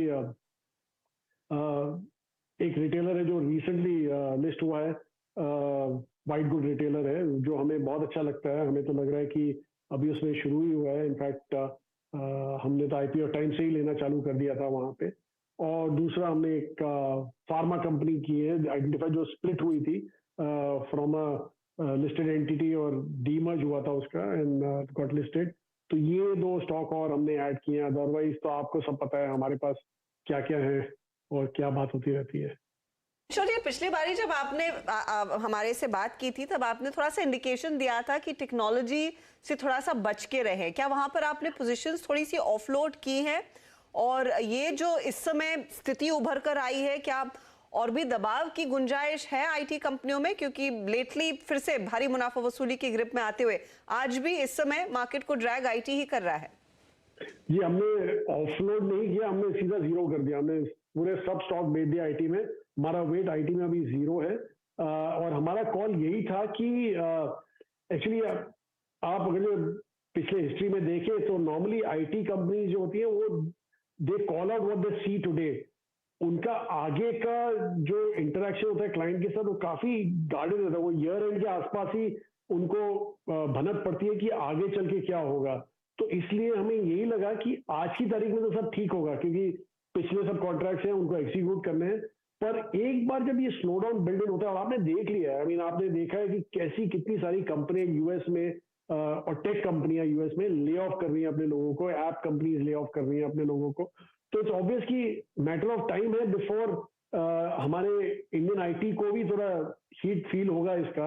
और ऑलरेडी आप अगर जो देखिए सितंबर क्वार्टर के जो नंबर्स आए थे, उसमें कमेंट्री थोड़ी चेंज हुई। जून क्वार्टर में इतनी चेंज नहीं हुई थी जितनी सितंबर क्वार्टर में चेंज हुई है। Caution has crept in, utilisation levels are moving up, तो obviously hiring has gone down. तो ये सब जो इंडिकेटर्स हैं व्हिच आर ऑब्वियस के आगे चलते उनको भी थोड़ा कॉशन बरतना है। इसलिए आप देखेंगे दिसंबर क्वार्टर के जब नंबर्स आएंगे, then you will start seeing this commentary. तो हमें तो लग रहा है कि अभी चालू है यहाँ पे। ऑलरेडी आप देखिए कि इवन प्री कोविड अभी भी 30 से 35% प्रीमियम पे है सारी स्टॉक, जबकि ग्रोथ रेट्स में just come back to slightly higher than pre covid level. That's why caution बिल्कुल ही बरतना चाहिए आईटी सेक्टर में, और अभी तो मौका नहीं है शायद घुसने का। निशा जी, लास्ट टाइम जो समीर से बात हो रही थी तो उन्होंने कहा था कि उन्होंने रिसेंट एक जो आईपीओ आया था शायद कैंपस में इन्वेस्ट किया था आप लोगों ने, शायद कैंपस फुटवेयर में। ये जो अभी रिलैक्सो जो बोल रहा है, और उसको लेकर जो थोड़ा सा एक डर लग रहा है कि शायद लोअर लेवल में अभी भी थोड़ा पेन है। मतलब क्लियरली एक शार्प डिफरेंस दिख रहा है जिस तरीके की परफॉर्मेंस मेट्रो ब्रांड्स दिखा रहा है कंपेयर टू रिलैक्सो दिखा रहा है। तो मतलब इस स्पेस में आपका क्या व्यू है, और इसको एक्सट्रापोलेट करना चाहिए या नहीं करना चाहिए पूरी की पूरी एक इस रिटेल सेक्टर को लेकर? नहीं जी, बिल्कुल नहीं करना चाहिए, क्योंकि हमें तो आप आई मीन रिलैक्सो का आपने बात किया, दैट इज बेसिकली हवाई चप्पल है। आई मीन हवाई चप्पल अभी बिल्कुल ही लो कैटेगरी जैसा। तो इसलिए हमने बोला था कि हम लोग देख रहे थे कि ऐसी स्पेस जहां पे एस्पिरेशनल स्पेंड्स हो। नाउ आई मीन इनकम ज्यादा होने से आप चप्पलें कोई 4 नहीं पहनेंगे दिन में, एक ही चप्पल पहन के घूमेंगे शायद अगर भी घूम रहे तो वो तो साइड में रखिए। लेकिन दूसरा प्रॉब्लम उनका ये भी हुआ कि जो एक्चुअली 90 रुपए से अगर 100 रुपए के बीच में 110 120 जो भी उनका यूनिट प्राइसिंग है, वहां पे अगर जो रॉ मटेरियल प्राइस बढ़ जाते 30-40% तो गुंजाइश नहीं रहती to pass on at that price level, क्योंकि वहां पे इम्पैक्ट बहुत ज्यादा हो जाता है on the end consumer who is buying the slippers. तो इसलिए उनको तो अलग ही प्रॉब्लम हुआ है वहां पे। भारत जैसे आपने कैंपस की बात की और मेट्रो की बात की, ये क्लोज शूज वाले हैं, एंड यहाँ पे एक्चुअली मेट्रो तो ज्यादा ही प्रीमियम हो जाता है, बट कैंपस इतना प्रीमियम नहीं है, it is a mass appeal segment. तो उसका कंपटीशन क्या है वहां पे? तो बड़े सारे ओपन स्लीपर्स में तो बड़े सारे कंपटीशन है, पर ये लेवल पे कंपटीशन अगेन ब्रांडेड अगर जो आप जाएं, मतलब एडिडास वगैरह तो काफी प्रीमियम में आ जाते हैं। तो इसलिए हमें यही लगा कि ये ब्रांड है जो कैप्चर कर सकता है ये market which is of aspirational brand. तो एक्स्ट्रापोलेट बिल्कुल मत कीजिए। आई थिंक के शेप रिकवरी जो है वो यहाँ फुटवेयर में भी चालू है। जो लोअर रंग वाले हैं वो गिरते हैं और जो एस्पिरेशनल वाले हैं वो अच्छे कर रहे हैं। दिनशॉ जी, फिर ये के shape recovery largely consumption sector के पर भारी नहीं पड़ेगी, क्योंकि ये प्रीमियमाइजेशन एचयूएल भी नोटिस कर रहा है। एचयूएल ने कहा मास मार्केट से ज्यादा पॉपुलर ब्रांड्स बढ़ रहे हैं, पॉपुलर ब्रांड से ज्यादा प्रीमियम ब्रांड्स बढ़ रहे हैं। ब्रिटानिया के नंबर्स में यही रिफ्लेक्ट हुआ। पार्ले जी कह रहे हैं उनके वो 5 रुपए वाले पैकेट के बिस्किट्स में इतना पिकअप नहीं देखने को मिला है। Same goes for Eicher Motors. Royal Enfield की सेल्स बढ़ती है लेकिन हीरो की सेल्स नहीं बढ़ती। तो जो ये पूरी कंजम्पशन स्टोरी भारत की ग्रामीण इकोनॉमी पर निर्भर है, और वहां पर अगर बिक्री नहीं हो रही है तो आगे नंबर्स कहां से आएंगे? ये प्रीमियम साइड तो वैल्यू दिखाता है लेकिन वॉल्यूम नहीं। जी अच्छा सवाल किया आपने, लेकिन यही है कि आज की तारीख में रूरल इज नॉट किकिंग। अगर जैसे आपने बोला रूरल मार्केट की बात की, विच इज बी रफली अराउंड 40% ऑफ ओवरऑल स्पेंड्स, तो वो मार्केट अभी तक किक नहीं हुआ है। बट आप आगे अगर जो देखें, एक तो ऑब्वियस था कि मॉनसून बहुत बढ़िया रहे हैं, राइट। दूसरा यही है कि रिजर्वायर लेवल अच्छे हैं। तीसरा, अभी आप अगर जो क्रॉप एरिया देखें तो वहां पे थोड़ा इशू है लेकिन इतना बुरा भी नहीं है। तो हमें यही लग रहा है कि थोड़ा सस्टेनेबिलिटी आ गया, और rural markets have not been kicking in from September of last year, मतलब 1 साल तो हो ही गया उनको। तो आई थिंक ये cycle has to play out before they start kicking in, and probably it's time also, maybe I don't know, I mean actually देखा जाए तो about time probably December quarter वगैरह में दिखेगा शायद आपको जो दिखेगा, लेकिन देखते हैं अभी आगे चल के क्या होता है। एक्चुअली आपने बराबर बोला ब्रिटानिया वाज वेरी गंगो जबकि मैरिको कॉशियस था। तो अभी ऐसे देखें तो it's more of rural call which has not gone right. पर anyway as I was saying कि आप डिस्क्रिशनरी स्पेंड की जो बात की हमने, वो हम 30 से 35 करोड़ लोग में ही देखते हैं। बाकी जो 100 करोड़ लोग हैं वो they are not participating on the discretionary fund, they are participating on sustenance, but discretionary में तो इतना ही मार्केट है और वही पे कंसंट्रेट करना पड़ेगा आपको on stocks which are catering to that market. Discretionary spends वाली कंपनियों पर ध्यान दें जहां पर अपॉर्चुनिटी अच्छी खासी देखने को मिल रही है, और आईटी से तो दूर रहने की सलाह साफ है दिनशॉ ईरानी की। उन्होंने पूरी तरह से अपनी पोजीशंस काट लिए हैं भारतीय आईटी में। बहुत बहुत शुक्रिया, always a pleasure speaking to you Dinshaw sahab. All the very best, जल्द ही मुलाकात आपसे फिर होगी। चलिए मार्केट पर लौटते हैं और भारतीय बाजार की स्थिति थोड़ी सी नरम होती हुई 18,170 के लेवल्स आ गए हैं। 31 अंकों की गिरावट। निफ्टी बैंक भी आप देखें यहां पर एक कूल ऑफ आया था लेकिन ये कुछ संभल रहा है 41,848 तक के levels. Veeru, mid cap index की स्थिति थोड़ी ज्यादा पस्त है लेकिन निफ्टी संभलने के साइंस दे रहा है। जी हाँ, एग्जैक्टली आप देखें अच्छा, देखिए आज आवाज के जो लेवल्स थे आपको याद होगा मंडे को भी, और इनफैक्ट ये अनुज भी बात कर रहे थे और मैं भी इनफैक्ट बात कर रहा था कि रिवॉर्ड है बेस को खरीदने में। और आप प्लीज देखिए मंडे का बेस क्या था, इट वाज 18,090, 18,060, और आज का बेस टू कैरेक्टर साहब प्लीज सुबह मॉर्निंग की CNBC आवाज की जरा वो बेस की प्लेट लेके आइए। बाय द बेस एग्जैक्टली अगर आप देखें 18,120 आज का बेस 2 था, और आपकी स्क्रीन पे अगर आप देखें वो बेस आएगा एग्जैक्टली वही निफ्टी का लो है। बट अच्छी अगर बात ये तब होगी, याद रखिएगा अभी पुल बैक आ गया है, अगर हम 18,220 की ट्रेजेक्टरी के ऊपर क्लोज हों, although it's a very critical and crucial day for US market, but still in isolation अगर आप निफ्टी को देखें तो 18,200 की ट्रेजेक्टरी के ऊपर अगर हम क्लोज होते हैं 220 के ऊपर तो ज़्यादा अच्छा होगा। एक काम कीजिए जनाब, डाउ फ्यूचर्स लेके आइए, और डाउ फ्यूचर्स ये देखिए आपकी स्क्रीन पर 18,120 रिवॉर्ड है बेस को बाय करने में। दरअसल पहला बेस आज इसलिए नलीफाई हो गया था जनाब, क्योंकि एसजीएक्स निफ्टी ने जो दिखाया था वो आज बाजार ने दिया नहीं है। तो इसीलिए अगर आप देखें, क्योंकि हमको जो लेवल्स हैं उसको पैरेलली अलाइन करना पड़ता है एसजीएक्स निफ्टी के, बट जो बेस 2 था वो काम कर गया। एक बार आप फ्यूचर्स लेके आइएगा, इंडिया विक्स आपकी स्क्रीन पे 15.88, बिल्कुल संभली हुई ट्रैजेक्टरी है, कोई अगर आप देखिए पैनिक की स्थिति नहीं है। निफ्टी रिकवर हुआ है। बैंक निफ्टी याद रखिएगा अगर इस लेवल पे भी क्लोज होता है तो ये इसकी ऑल टाइम हाई की ट्रैजेक्टरी होगी, 67 पॉइंट्स डाउन। नेस्डेक फ्यूचर्स बिल्कुल फ्लैट और एसएनपी फ्यूचर्स बिल्कुल फ्लैट। एक काम करते हैं हर्षिता, यहाँ से ट्रेड्स पिकअप कर लेते हैं और उसके बाद इस चर्चा को आगे बढ़ाएंगे। चंदन तापड़िया हमारे साथ जुड़ चुके हैं बातचीत के लिए। चंदन नमस्कार, कार्यक्रम में स्वागत है आपका। फिर अगर आप देखें वही 2:30, 2 बजे की और 3 बजे की बाइंग, और आपकी स्क्रीन पर निफ्टी एक बार फिर से डे हाई की ट्रैजेक्टरी में आता हुआ, आपका कन्विक्शन क्या कह रहा है इस बाजार में और क्या आप चीज कर रहे हैं?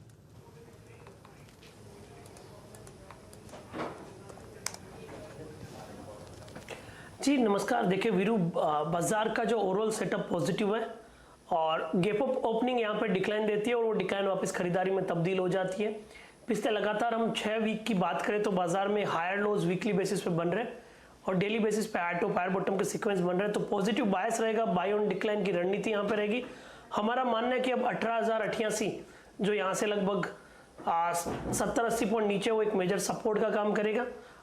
ऐसा मानना है कि कोई भी डिप आए या मौजूदा लेवल पे 18,088 के स्टॉप से लेना चाहिए। ऊपर में कहीं नहीं आपको निफ्टी 18,350 तक के इमीडिएट टारगेट दिखा सकते हैं, तो बाय ऑन डिक्लाइन के साथ 18,088 के सपोर्ट पे वर्क करेंगे।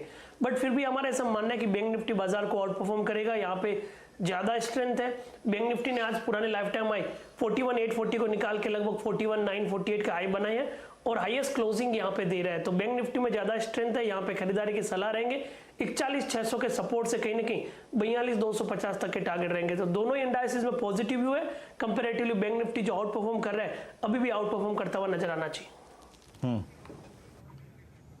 ओके, और चंदन आप ही से शुरुआत करते हैं। और इस बीच न्यूजीलैंड की पारी आई थिंक थोड़ी संभलती हुई, थोड़ी लड़खड़ाती हुई, आई थिंक शायद इस सेमीफाइनल में वो उतना एज नहीं ले पाए। It's 141 for 4। आई थिंक सिर्फ अब 9 गेंदें बाकी हैं। देखते हैं हर्षिता वो साइकोलॉजिकल लेवल जो होता है 150 का उसको क्रॉस कर पाता है। I think they will cross. Let's see, अगर आप देखें आखिरी के 6-9 बॉलों में क्या होता है। बट चंदन आपका ट्रेड क्या होगा बताइए। 141 बिल्कुल, मैं आईटीसी पे यहाँ पे पॉजिटिव रखूंगा। इनफैक्ट इसमें हमने एक पोजिशनल ट्रेड सजेशन भी दी है। आईटीसी आप देखोगे इसका जो प्रीवियस स्विंग था वो 367 लगभग 2017 में बनाया और वो मौजूदा लेवल से जस्ट 6-7 रुपए दूर है, तो उन लेवल को ये रिविजिट करता हुआ नजर आएगा और मोमेंटम का स्पीड बनेगा जब ये new life time high entry में चला जाए। तो ओवरऑल सेटअप भी पॉजिटिव है। वीकली डेली चार्ट में आज एक परफेक्ट बुलिश कैंडल बना है। लगभग 354 के यहाँ पे सपोर्ट रहेंगे, ऊपर में 375-378 तक के टारगेट आईटीसी में दिखने चाहिए। तो ITC as a topic with limited risk वाला ट्रेड रहेगा।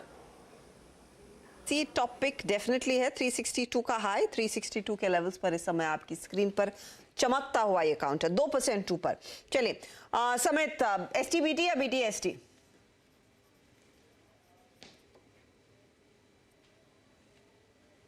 समेत आवाज आ रही है? जी हाँ बताइए, एसटीबीटी करेंगे या बीटीएसटी? नहीं, डेफिनेटली बीटीएसटी के साथ ही जाना चाहेंगे। यहाँ पे मन्नापुरम हमें अच्छा लग रहा है।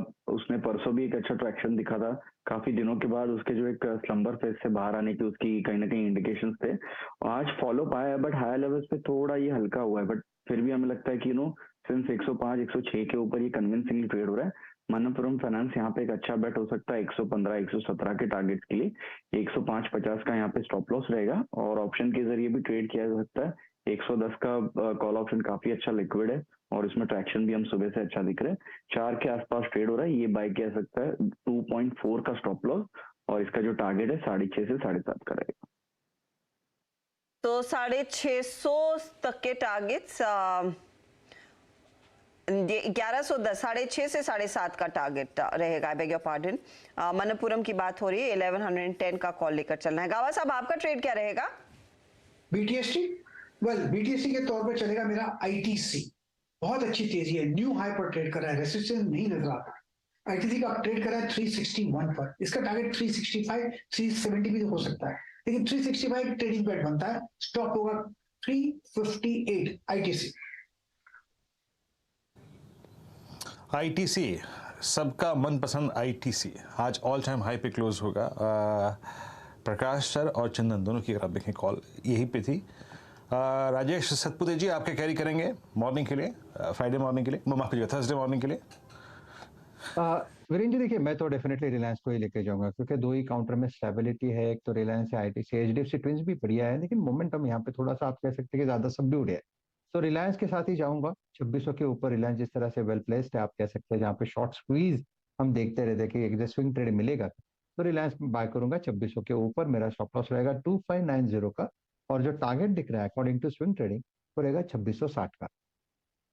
वीरू, FII कल थर्सडे है, फ्राइडे नहीं। मैं भी इस बीच में धारणा में थी, कंफ्यूजन मुझे भी हो गया था कि आज थर्सडे है कि फ्राइडे।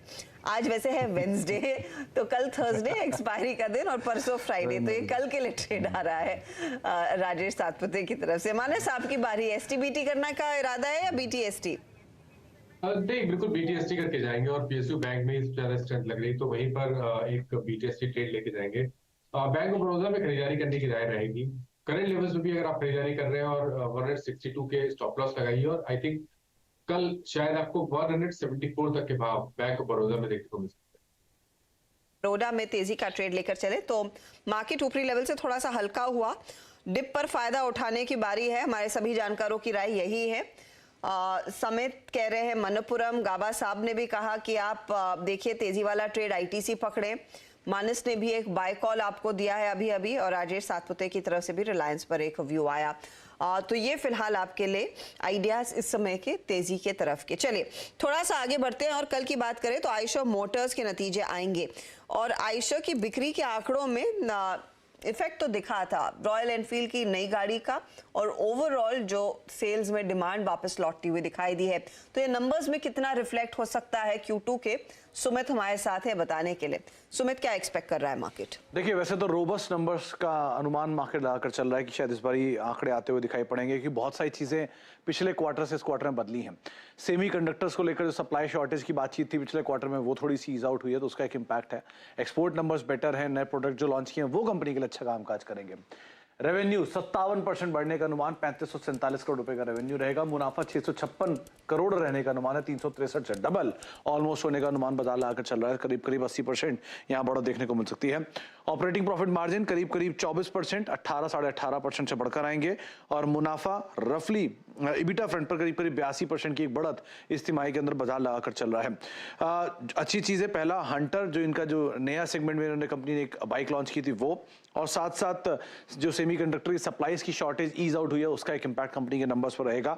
उसके अलावा कंपनी एक्सपोर्ट कारोबार बेटर साइड पर रहेगा और करेंसी का भी एक इम्पैक्ट वहां देखने को मिलेगा, तो उस पर कमेंट्री पार्ट पे नजर रखनी होगी।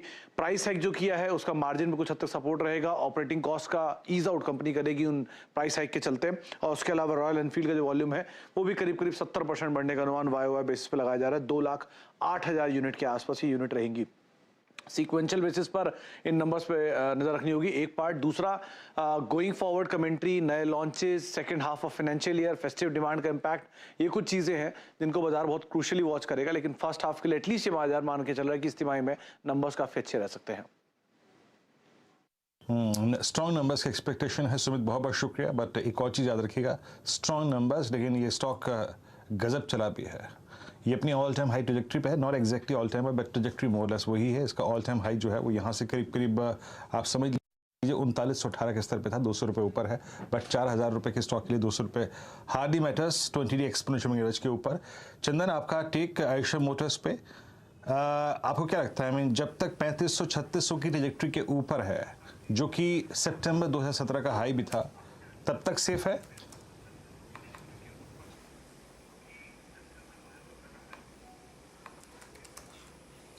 बिल्कुल, देखिए आयशर मोटर में स्ट्रेंथ है ओवरऑल, हालांकि जरूर पिछले 3-4 दिनों से एक रेंज में ट्रेड कर रहा होगा, बट ओवरऑल आप देखोगे कोई भी डिप आता है खरीदारी में तब्दील होता है। इस काउंटर ने लगभग आज से 6 दिन पहले 3889 के न्यू लाइफ टाइम हाई बनाए और उसके बाद कंसोलिडेट हो रहा है, और अच्छी बात यह है कि बेस ऊपर की तरफ शिफ्ट हो रहा है।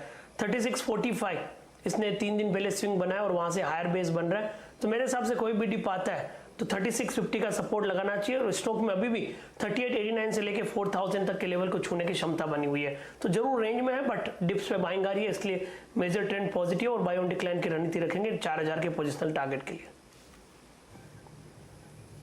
आयशर मोटर्स आपकी स्क्रीन पे। इस बीच अगर आप देखें मैच का जनाब अपडेट ये है कि 154 रनों का लक्ष्य अगर आप देखें न्यूजीलैंड ने दिया है पाकिस्तान को। आई थिंक हर्षदा बड़े मैचों की श्रृंखलाओं में आई थिंक ये मैच सेमीफाइनल्स का न्यूजीलैंड वर्सेस पाकिस्तान सबसे कम हिटिंग हुई है मेरे ख्याल से आज। बट स्टिल आई मीन जिस प्रकार की ये पिच थी, जिस प्रकार का आप देखेंगे आउटर फील्ड थी, शायद ये टफ वन रहेगा पाकिस्तान की। Let's see. बट 153 रन शायद मेरे ख्याल से 15-20 रन और ज़्यादा होते तो एक अच्छी टफ फाइट होती पाकिस्तान के लिए। देखते हैं वीरू, उनकी भी बैटिंग जमेगी नहीं जमेगी, यू नेवर नो, क्योंकि पहले जिस तरह से विकेट इन्होंने चटकाए थे। देखते हैं मैं ज्यादा कुछ प्रीएम्प्ट नहीं करना चाहती हूँ। टफ रहेगा अगर हाँ कोई बात नहीं। अभी यहाँ से अगर आप देखें गाड़ी में बैठते बैठते मैच लगाया जाएगा, फिर देखा जाएगा घर पहुँचते पहुँचते अगर आप देखें मैच कंप्लीट ही कर लेंगे। एक्चुअली वीरू मैंने एक बार कमिंस इंडिया लेके आइए मानस। मैंने एक चीज नोटिस की है कि मैच ना रेडियो पे सुनने में ज्यादा एक्साइटमेंट है वर्सेस वॉचिंग इट। इसमें कोई राय नहीं, इसमें कोई राय नहीं है, इसमें कोई राय नहीं है। कई बार हर्षदा देखिए अब तो लाइट नहीं जाती है, अब तो लाइट नहीं जाती है, but still I mean during 1995 2000 2002 2003 में जब घर में इन्वर्टर भी नहीं हुआ करते थे तो रेडियो का प्रोविजन होता था और यकीन मानिए सुनने में बहुत मजा आता था, बहुत मजा आता था। सही कहा हर्षदा ने, पुराने दिनों की याद दिला दी। लेकिन इस बीच जरा प्लीज कमिंस लेके आइएगा। कमिंस और बीओबी दो स्टॉक्स बिल्कुल कमांडिंग पोजीशन में जा रहे हैं। यकीन मानिए बीओबी इस दौर की हाईएस्ट ट्रैजेक्टरी में है जनाब। और जैसे कि कल सुबह इनफैक्ट मंडे की मॉर्निंग डिस्कशन हो भी रहा था कि अगर आप अर्निंग्स में देखें तो बैंक ऑफ बड़ौदा के नंबर्स शायद कुछ पायदान आपको एसबीआई से भी आगे नजर आए। एंड यस इट्स 166.40 पोस्ट मार्च 2018 ये अब तक का बीओबी का सबसे हाईएस्ट लेवल है। और ये क्लासिकल राउंडिंग बॉटम अगर देखें ब्रेकआउट भी है लगभग 18 19 20 21 22 4 साल का। और कमेंस दोनों ही ट्रेड्स पर अपनी राय रखिएगा। मानस आपने जो कमेंस की कॉल दी थी 1380 की, मेरे ख्याल से वो 31 का हाई लगा के आई थी और 28.55 पे भी ट्रेड कर रही है। कैरी करेंगे क्या आप और आपका बीओबी पर व्यू? तो देखिए बीओबी तो मैंने बीटीएसटी दिया तो वहां पर तो बहुत पॉजिटिव आउटलुक है और मेरा समझना है कि कल भी हमें शायद Canara bank, BOB, union bank जैसे स्टॉक में कल भी एक रैली देखने को मिलेगी। कमेंस में ब्लैक पैटर्न बन रहा है और मैंने जैसा पहले मेंशन किया कि कॉल ऑप्शन में खरीदारी इसलिए की थी क्योंकि अभी तक ब्रेकआउट देखने को नहीं मिला था, लेकिन चांसेस अभी बहुत ज्यादा लगते हैं तो उस कॉल ऑप्शन को डेफिनेटली लेके जाएंगे। इस कॉल को भी अगर आप देखें 1380 की आप डेफिनेटली लेके जाएंगे। और मैं इसके I think open interest additions को लेके अगर आप देखें, मैंने अपनी शुरुआती समरी में मेंशन किया था, थोड़ा सा ऑप्टिमिस्टिक था। ऑल्दो याद रखिएगा इट्स ओनली डेटा वो एडिशंस। एक बार आप स्क्रीन पर एक दो स्टॉक्स और लेके आइए जो कि जाते जाते अगर आप देखें एक अच्छी कमांडिंग पोजीशन में जा रहे हैं। याद रखिएगा आज जो कंटेनर कॉर्प है जिस प्रकार की क्लोजिंग है at 807.35 it will all time high close for container corp. एक बार राजेश सतपुते जी जरा कंटेनर कॉर्प को देखिएगा 807.25 इस कार्यक्रम में कई बार डिस्कशन हो भी चुका था सुबह सुबह आज। और जिस चैनल में ये राइजिंग चैनल में ट्रेड कर रहा था उसके हाईएस्ट को भी क्रॉस करके बंद हुआ है। क्या अप्रोच रहेगी आपकी अगले कुछ सेशंस के लिए कंटेनर कॉर्प पे? वीरेंद्र जी देखिए कंटेनर कॉर्प में आज एक अच्छा मूव मिला। हमने 10 DMA का सपोर्ट लेते देखा, उसके बाद उसमें मूव आया और सबसे बड़ी बात है जैसे कि हम एक क्लोजिंग स्ट्रेटेजी का व्यू लेते हैं तो ये 800 के ऊपर बंद दे रहा है। दैट सिंपली मींस यहाँ पे शॉर्ट स्क्वीज हो सकता है। तो 800 के ऊपर का जो ट्रेड होगा वो ऑब्वियसली पॉजिटिव होगा। तो बीटीएससी कैंडिडेट के तौर पे इसे लेके जा सकते हैं। एक छोटा स्टॉप लॉस मेंटेन करें 800 के नीचे 5 रुपए 795 पर। जैसे कि आज का जो हाई था 830 ये इसका पहला पड़ा होगा, लेकिन चार्ट देख के लगता है कि प्रोबेबली 850 860 तक भी आगे आने वाले दिनों में ये जा सकता है। कंटेनर कॉर्प अगर आप देखिए 860 850 की ट्रैजेक्टरी इस स्टॉक में आ सकती है। और जरा प्लीज डॉक्टर साहब जरा वो 6 स्ट्राइक्स निफ्टी की कुछ देर में तैयार रखिएगा। इट्स 18149 और थोड़ा सा अगर आप देखें इस क्लोजिंग ने मायूस किया और इनफैक्ट आज की ओपनिंग ने भी थोड़ा सा मायूस किया था वर्सेस जो सुबह SGX का हाल था। हम काफ़ी अगर आप देखें कम एडवांटेज लेके ओपन हुए और जाते जाते अगर आप देखें हम आज पहली बार ऐसा हो रहा है कि लास्ट सेशन के सबसे स्ट्रॉन्ग पुट राइटर के लेवल के नीचे क्लोज हो रहे हैं। जैसे क्या हुआ था सोमवार को 18,100 पे पुट राइटिंग काफ़ी स्ट्रॉन्ग हुई थी, हम क्लोज हुए थे 18,200 पे। आज इनफैक्ट मंडे को 18,200 पे काफ़ी स्ट्रॉन्ग पुट राइटिंग हुई थी, लेकिन आज हम उसके अगेंस्ट 18,149 पे क्लोज हो रहे हैं। आज जो निफ्टी आईटी था थोड़ा सा एडवांटेज अगर आप देखें खींच के ले गया बाजार से। और एक और चीज़ ये थी कि आज थोड़ा कुछ दिग्गज कुछ स्पेस से आज बैकफुट पे आके खड़े थे। खैर इसको छोड़ते हैं, अब जरा मार्केट ब्रेथ लेके आइएगा। मार्केट ब्रेथ को एक बार जरा मॉनिटर करते हैं। सुबह जब हमने लगभग 9:35 पे इसको जज किया था तो करीब 88 एडवांसेस थे, 88 एडवांसेस थे। इस वक्त इट्स 52। तो जो लॉन्ग का अभाव या फिर लॉन्ग्स कम लेने का जो अगर आप देखें क्रम था वो 9:30 से लेकर 2:30 और 3:30 के बीच में नजर आया। ये रिड्यूस होकर 52 हो गए। 9 शॉर्ट कवर, शॉर्ट बड़ा है बाजार में अगर आप देखें आज शॉर्ट बड़ा है और करीब 114। सुबह ये आंकड़ा काफ़ी कम था। आइए देखते हैं कि कौन कौन से स्टॉक्स हैं जहां पे आज लॉन्ग और शॉर्ट बिल्डअप हुआ है। Pi industries star of the day, earnings का स्ट्रॉन्ग इंपैक्ट आपकी स्क्रीन पे 9.66% अप, फ्रेश लॉन्ग बिल्डअप हुआ। पीएनबी बैंक ऑफ बड़ौदा, जैसे कि हम इस कार्यक्रम की शुरुआत में ही चर्चा कर रहे थे कि निफ्टी पीएसयू बैंक इंडेक्स और सारे के सारे जो पीएसयू बैंक्स हैं, bank of Baroda, PNB, Canara bank, इसमें सुपर ओवर एडिशन है। अदानी पोर्ट्स आज सुबह से आवाज पे अगर आप देखें आपने कई सारे ऑप्शन ट्रेड्स हमारे साथ किए होंगे, चाहे वो मानस के ट्रेड्स थे, चाहे वो सचिन के ट्रेड थे। आज काफी स्ट्रॉन्ग लॉन्ग बिल्डअप है। एयू स्मॉल फाइनेंस बैंक एक और स्टॉक जो कि काफी स्ट्रॉन्ग मूव देखेगा बैंकिंग स्पेस में। लेकिन शॉर्ट कवर कहां पे था? बॉश पे, कैनफिन होम्स पे, वोडाफोन आइडिया पे, हीरो मोटोकॉर्प पे और कमिंस में। कमिंस आज डे हाई की ट्रैजेक्टरी के आसपास तो नहीं, लेकिन वहां से थोड़ा रिट्रेस होके, लेकिन कमिंस का ये जो क्लोज होगा इसके करियर का सेकंड बेस्ट क्लोज होगा। बाकी हीरो मोटोकॉर्प में आज शॉर्ट कवरिंग थी। आगे आइए जरा देखते हैं कि दवा वाली स्थिति कहां पर थी, कौन से वो स्टॉक्स है जहां पर थोड़ा सा अगर आप देखें प्रेशर बना हुआ था। इस क्रम में याद रखिएगा डॉक्टर लाल पैथ लैब और नंबर्स के बाद अगर आप देखिए कुछ चिंताएं यहाँ पे उभरी। एमआरएफ दे इतना दिया था कि बाजार ने कुछ लेना ही अगर आप देखें ठीक समझा, खुद से ही 10.5%, 9.5% ऊपर नीचे और शॉर्ट बिल्डअप हुआ।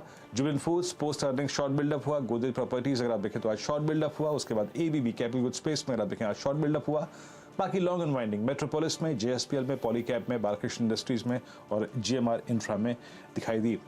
एक दो स्टॉक्स और जिनका मैं यहाँ पे जिक्र करना चाहूँगा जनाब कि प्रेशर जिन स्टॉक से बढ़ रहा है, एक बार लेके आइए बजाज फाइनेंस आपकी स्क्रीन पर, इट्स 7141। चंदन एक बार जरा बजाज फाइनेंस को देखिएगा। एक बार फिर से इसने आज अपने 50 day exponential moving average 20 day mark के नीचे क्लोजिंग दी। और उससे बड़ी बात यह है कि जितने भी अटेम्प्ट ये कर रहा है इस रेंज से बाहर निकलने के, 7200 7250 की रेंज से बार बार रिजेक्शन आ रहा है। आपका व्यू बजाज फाइनेंस पे क्या होगा रेस्ट ऑफ द सीरीज के लिए?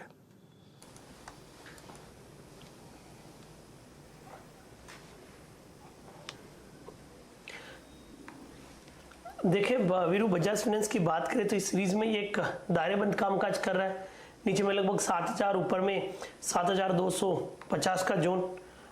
इवन आप लोअर टाइम फ्रेम में देखें तो मल्टीपल बैरियर यहाँ पे लगभग 7250 के आसपास है। आज का हाई भी वही है, कल का हाई भी ऑलमोस्ट वही था और पिछले लगभग आप देखोगे 8-9 दिनों में इस लेवल को निकाल नहीं पा रहा है।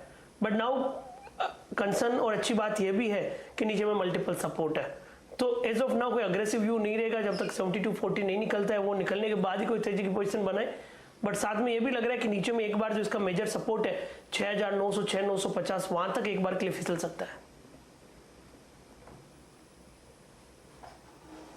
फाइनेंस आपकी स्क्रीन पे 7138 के स्तर पे कारोबार करता हुआ और कुछ काउंटर जहां पे अगर आप देखें प्रेशर बढ़ रहा है। देखिए आज निफ्टी आईटी 28613, ये आज इसकी क्लोजिंग आ रही है 100 डे एक्सपोनेंशियल मूविंग एवरेज के नीचे। और अगर आप आईटी में एक ओआई एडिशंस को देखते हैं, ओआई एडिशंस को देखते हैं आईटी के, क्योंकि आज आईटी बैकफुट पे है और ये क्लोज जो आ रहा है वो 100 डे एक्सपोनेंशियल मूविंग एवरेज के नीचे आ रहा है। जरा देखते हैं टेक्नोलॉजी स्पेस 2.2% ओआई बिल्डअप, 0.6% अगर आप देखें तो यहाँ पे प्राइस डैमेज हुआ। सबसे बड़ी शॉर्टिंग हुई है एम्फेसिस पे और उसके बाद अगर आप देखें इंटेलेक्ट पे शॉर्टिंग हुई है और साथ ही साथ अगर आप देखें तो यहाँ पे टेक महिंद्रा में शॉर्टिंग हुई है। अच्छा, और कुछ स्पेस देखते हैं जहाँ पे आज ओआई बिल्डअप काफी अगर आप देखें सिवियर रहा है। बैंकिंग में लॉन्ग एडिशन हुआ है थैंक्स टू पीएसयू बैंक्स और अगर आप देखें इंफ्रास्ट्रक्चर में आज लॉन्ग बिल्डअप हुआ है और उसमें अदानी पोर्ट्स, कॉनकॉर और अदानी इंटरप्राइज, तीनों ही स्टॉक्स हम डिस्कशन में शामिल कर चुके हैं तो ज्यादा नहीं करूंगा यहाँ पर। रियलिटी स्पेस में अगर आप देखें तो आज काफी शॉर्ट बिल्डअप हुआ है और गोदरेज प्रॉपर्टीज में अगर आप देखें 20% OI buildup I mean that's huge.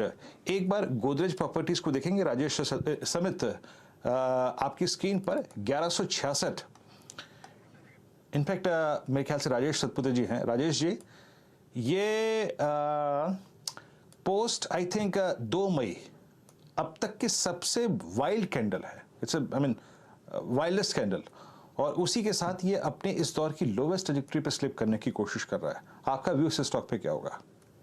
Virendra ji, मुझे लगता है ये एक एक्सीलेंट शॉर्ट कैंडिडेट है, क्योंकि यहाँ पे आप देखिए clear cut price and volume breakdown है, ट्रेंड रिवर्सल आप कह सकते हैं, लोअर टॉप लोअर बॉटम का कंफर्मेशन है, at the same time open interest बढ़ा है, तो यहाँ पे शॉर्ट हेवी बिल्ड है। तो यहाँ पे एसटीबीटी आज बेच के कल जिनको एसटीबीटी करना है उनके लिए मुझे लगता है एक अच्छा कैंडिडेट होगा। 1175 के आसपास है, फ्यूचर में है, आपको स्टॉप लॉस रखना है 1190 का। As per the chart is concern Virendra ji, यहाँ पे जो सपोर्ट बनता है वो है 1140 का, जो एज ए एसटीबीटी का टारगेट आप लेके चल सकते हो। इस क्लोजिंग को थोड़ा सा समझने के लिए और वॉल पे देखने के लिए चलते हैं हर्षिता के पास। Harshita, over to you. Veeru, in fact एक स्टॉक स्क्रीन पर रखते हैं, प्रेशर जो हम बात कर रहे हैं आखिरी आधे घंटे में बड़ा, रिलायंस इंडस्ट्रीज, उम्मीद तो थी ये साथ देगा, लेकिन हल्की सी मुनाफा वसूली यहाँ पर आती हुई दिखाई दी है।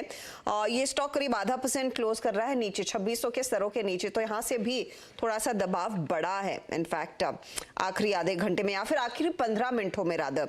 रिलायंस हो, कोटक हो, यूपीएल हो, एक्सिस बैंक हो और टाटा मोटर्स में पोजीशंस काफी अनवाइंड होती हुई नतीजे आने वाले, याद रखिएगा आज शाम को मार्केट बंद होने के बाद वो नंबर्स आएंगे और स्टॉक 0.5% नीचे जाकर टिक रहा है। चलिए अब देखते हैं कि क्या हुआ आज के मार्केट में। दरअसल आज जो तेजी हुई थी वो बैंकों की बदौलत थी।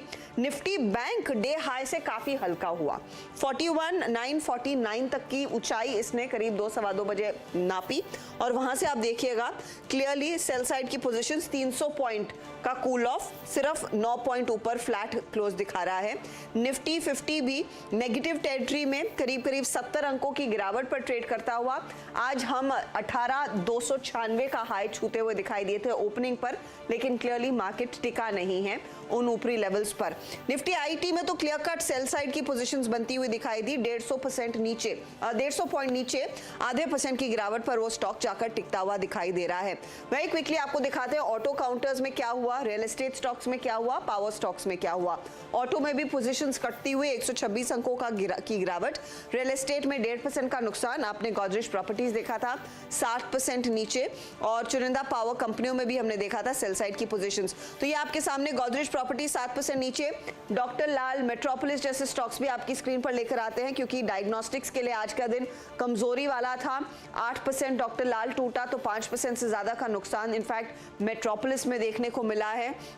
जुबलेंट फूड वर्क्स एक और वीकर विकेट पर खड़ा है स्टॉक, कमजोरी देखने को मिली, 7.5% तक का नुकसान देखने को मिला, तो ये एक और कमजोर कड़ी थी। दूसरी तरफ एमआरएफ, और एमआरएफ की धुलाई तो एमआरएफ से निराशा थी, नतीजे खराब, उसके साथ ही 3 रुपए का डिविडेंड, लेकिन जब ये 3M का डिविडेंड 850 रुपए प्रति शेयर बाजार ने सुना, यहाँ पर ज्यादा प्रेशर आता हुआ सेकेंड हाफ में 8.5% तक का नुकसान देखने को मिला। इसके ठीक सामने 3M 4.5 से 5% के गेन्स पर 1000 रुपए से ज्यादा की बढ़त इस स्टॉक ने दिखाई है। ये वो बिग टिकट काउंटर्स जहां पर हमने एक्शन देखा है।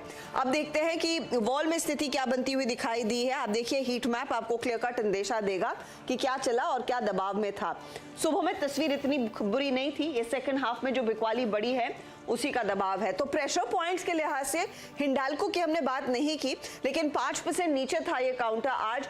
नोवेलिस का जो गाइडेंस है कैपेक्स का वो कम हुआ है, बिट्टा पर टन आगे थोड़ा सा नरम पड़ता दिखाई दे सकता है, दबाव में काउंटर। पावर ग्रिड नंबर्स के बाद करेक्ट होता हुआ डीवीज लैब ये दूसरा सत्र जहां पर बिकवाली हावी, 3.5% का नुकसान इधर। टेक महिंद्रा जैसे काउंटर्स, टीसीएस जैसे काउंटर्स, इन्फोसिस जैसे काउंटर्स में हमने देखा इस घंटे बिकवाली का दबाव बनता हुआ दिखाई दिया है। आज HUL, मारुति जैसे काउंटर्स नहीं चले हैं, ग्रासिम में बिकवाली की पोजीशंस, M&M में मुनाफा वसूली देखने को मिली। BPCL लॉस कम हुआ लेकिन वो एक वन टाइम गेन था, 1% नीचे जाकर टिका है। इसके अलावा टाटा मोटर्स में दबाव, बजाज फाइनेंस, फिनसर्व में दबाव देखने को मिला। बैंकों में आज स्टेट बैंक ऑफ इंडिया टिका है ऊपर, लेकिन छोटे पीएसयू बैंकों में ज्यादा तेजी थी। कैनरा हो, यूनियन हो, बैंक ऑफ इंडिया, ऐसे काउंटर्स थे जहां पर इंट्राडे में ज्यादा बेहतर गेन्स। अदानी पोर्ट के लिए एक विनिंग सत्र 3% ऊपर। कोल इंडिया में हमने देखा लगभग 3% की तेजी और 2% के गेन्स पर क्लियरली आज आईटीसी जाकर टिकता हुआ दिखाई दिया है। तो आज की क्लोज अब आपकी स्क्रीन पर है 18,122, 80 पॉइंट की नेगेटिव टिक के साथ दरअसल इंडेक्स जाकर टिक रहा है।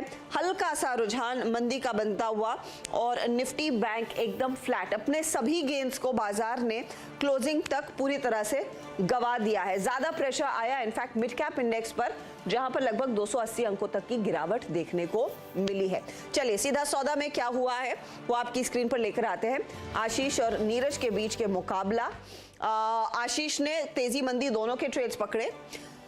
मंदी में इंडिगो पेंट्स और सुंदरम फाइनेंस। इंडिगो 4% टूटा आज उस ब्लॉक डील के बल पर।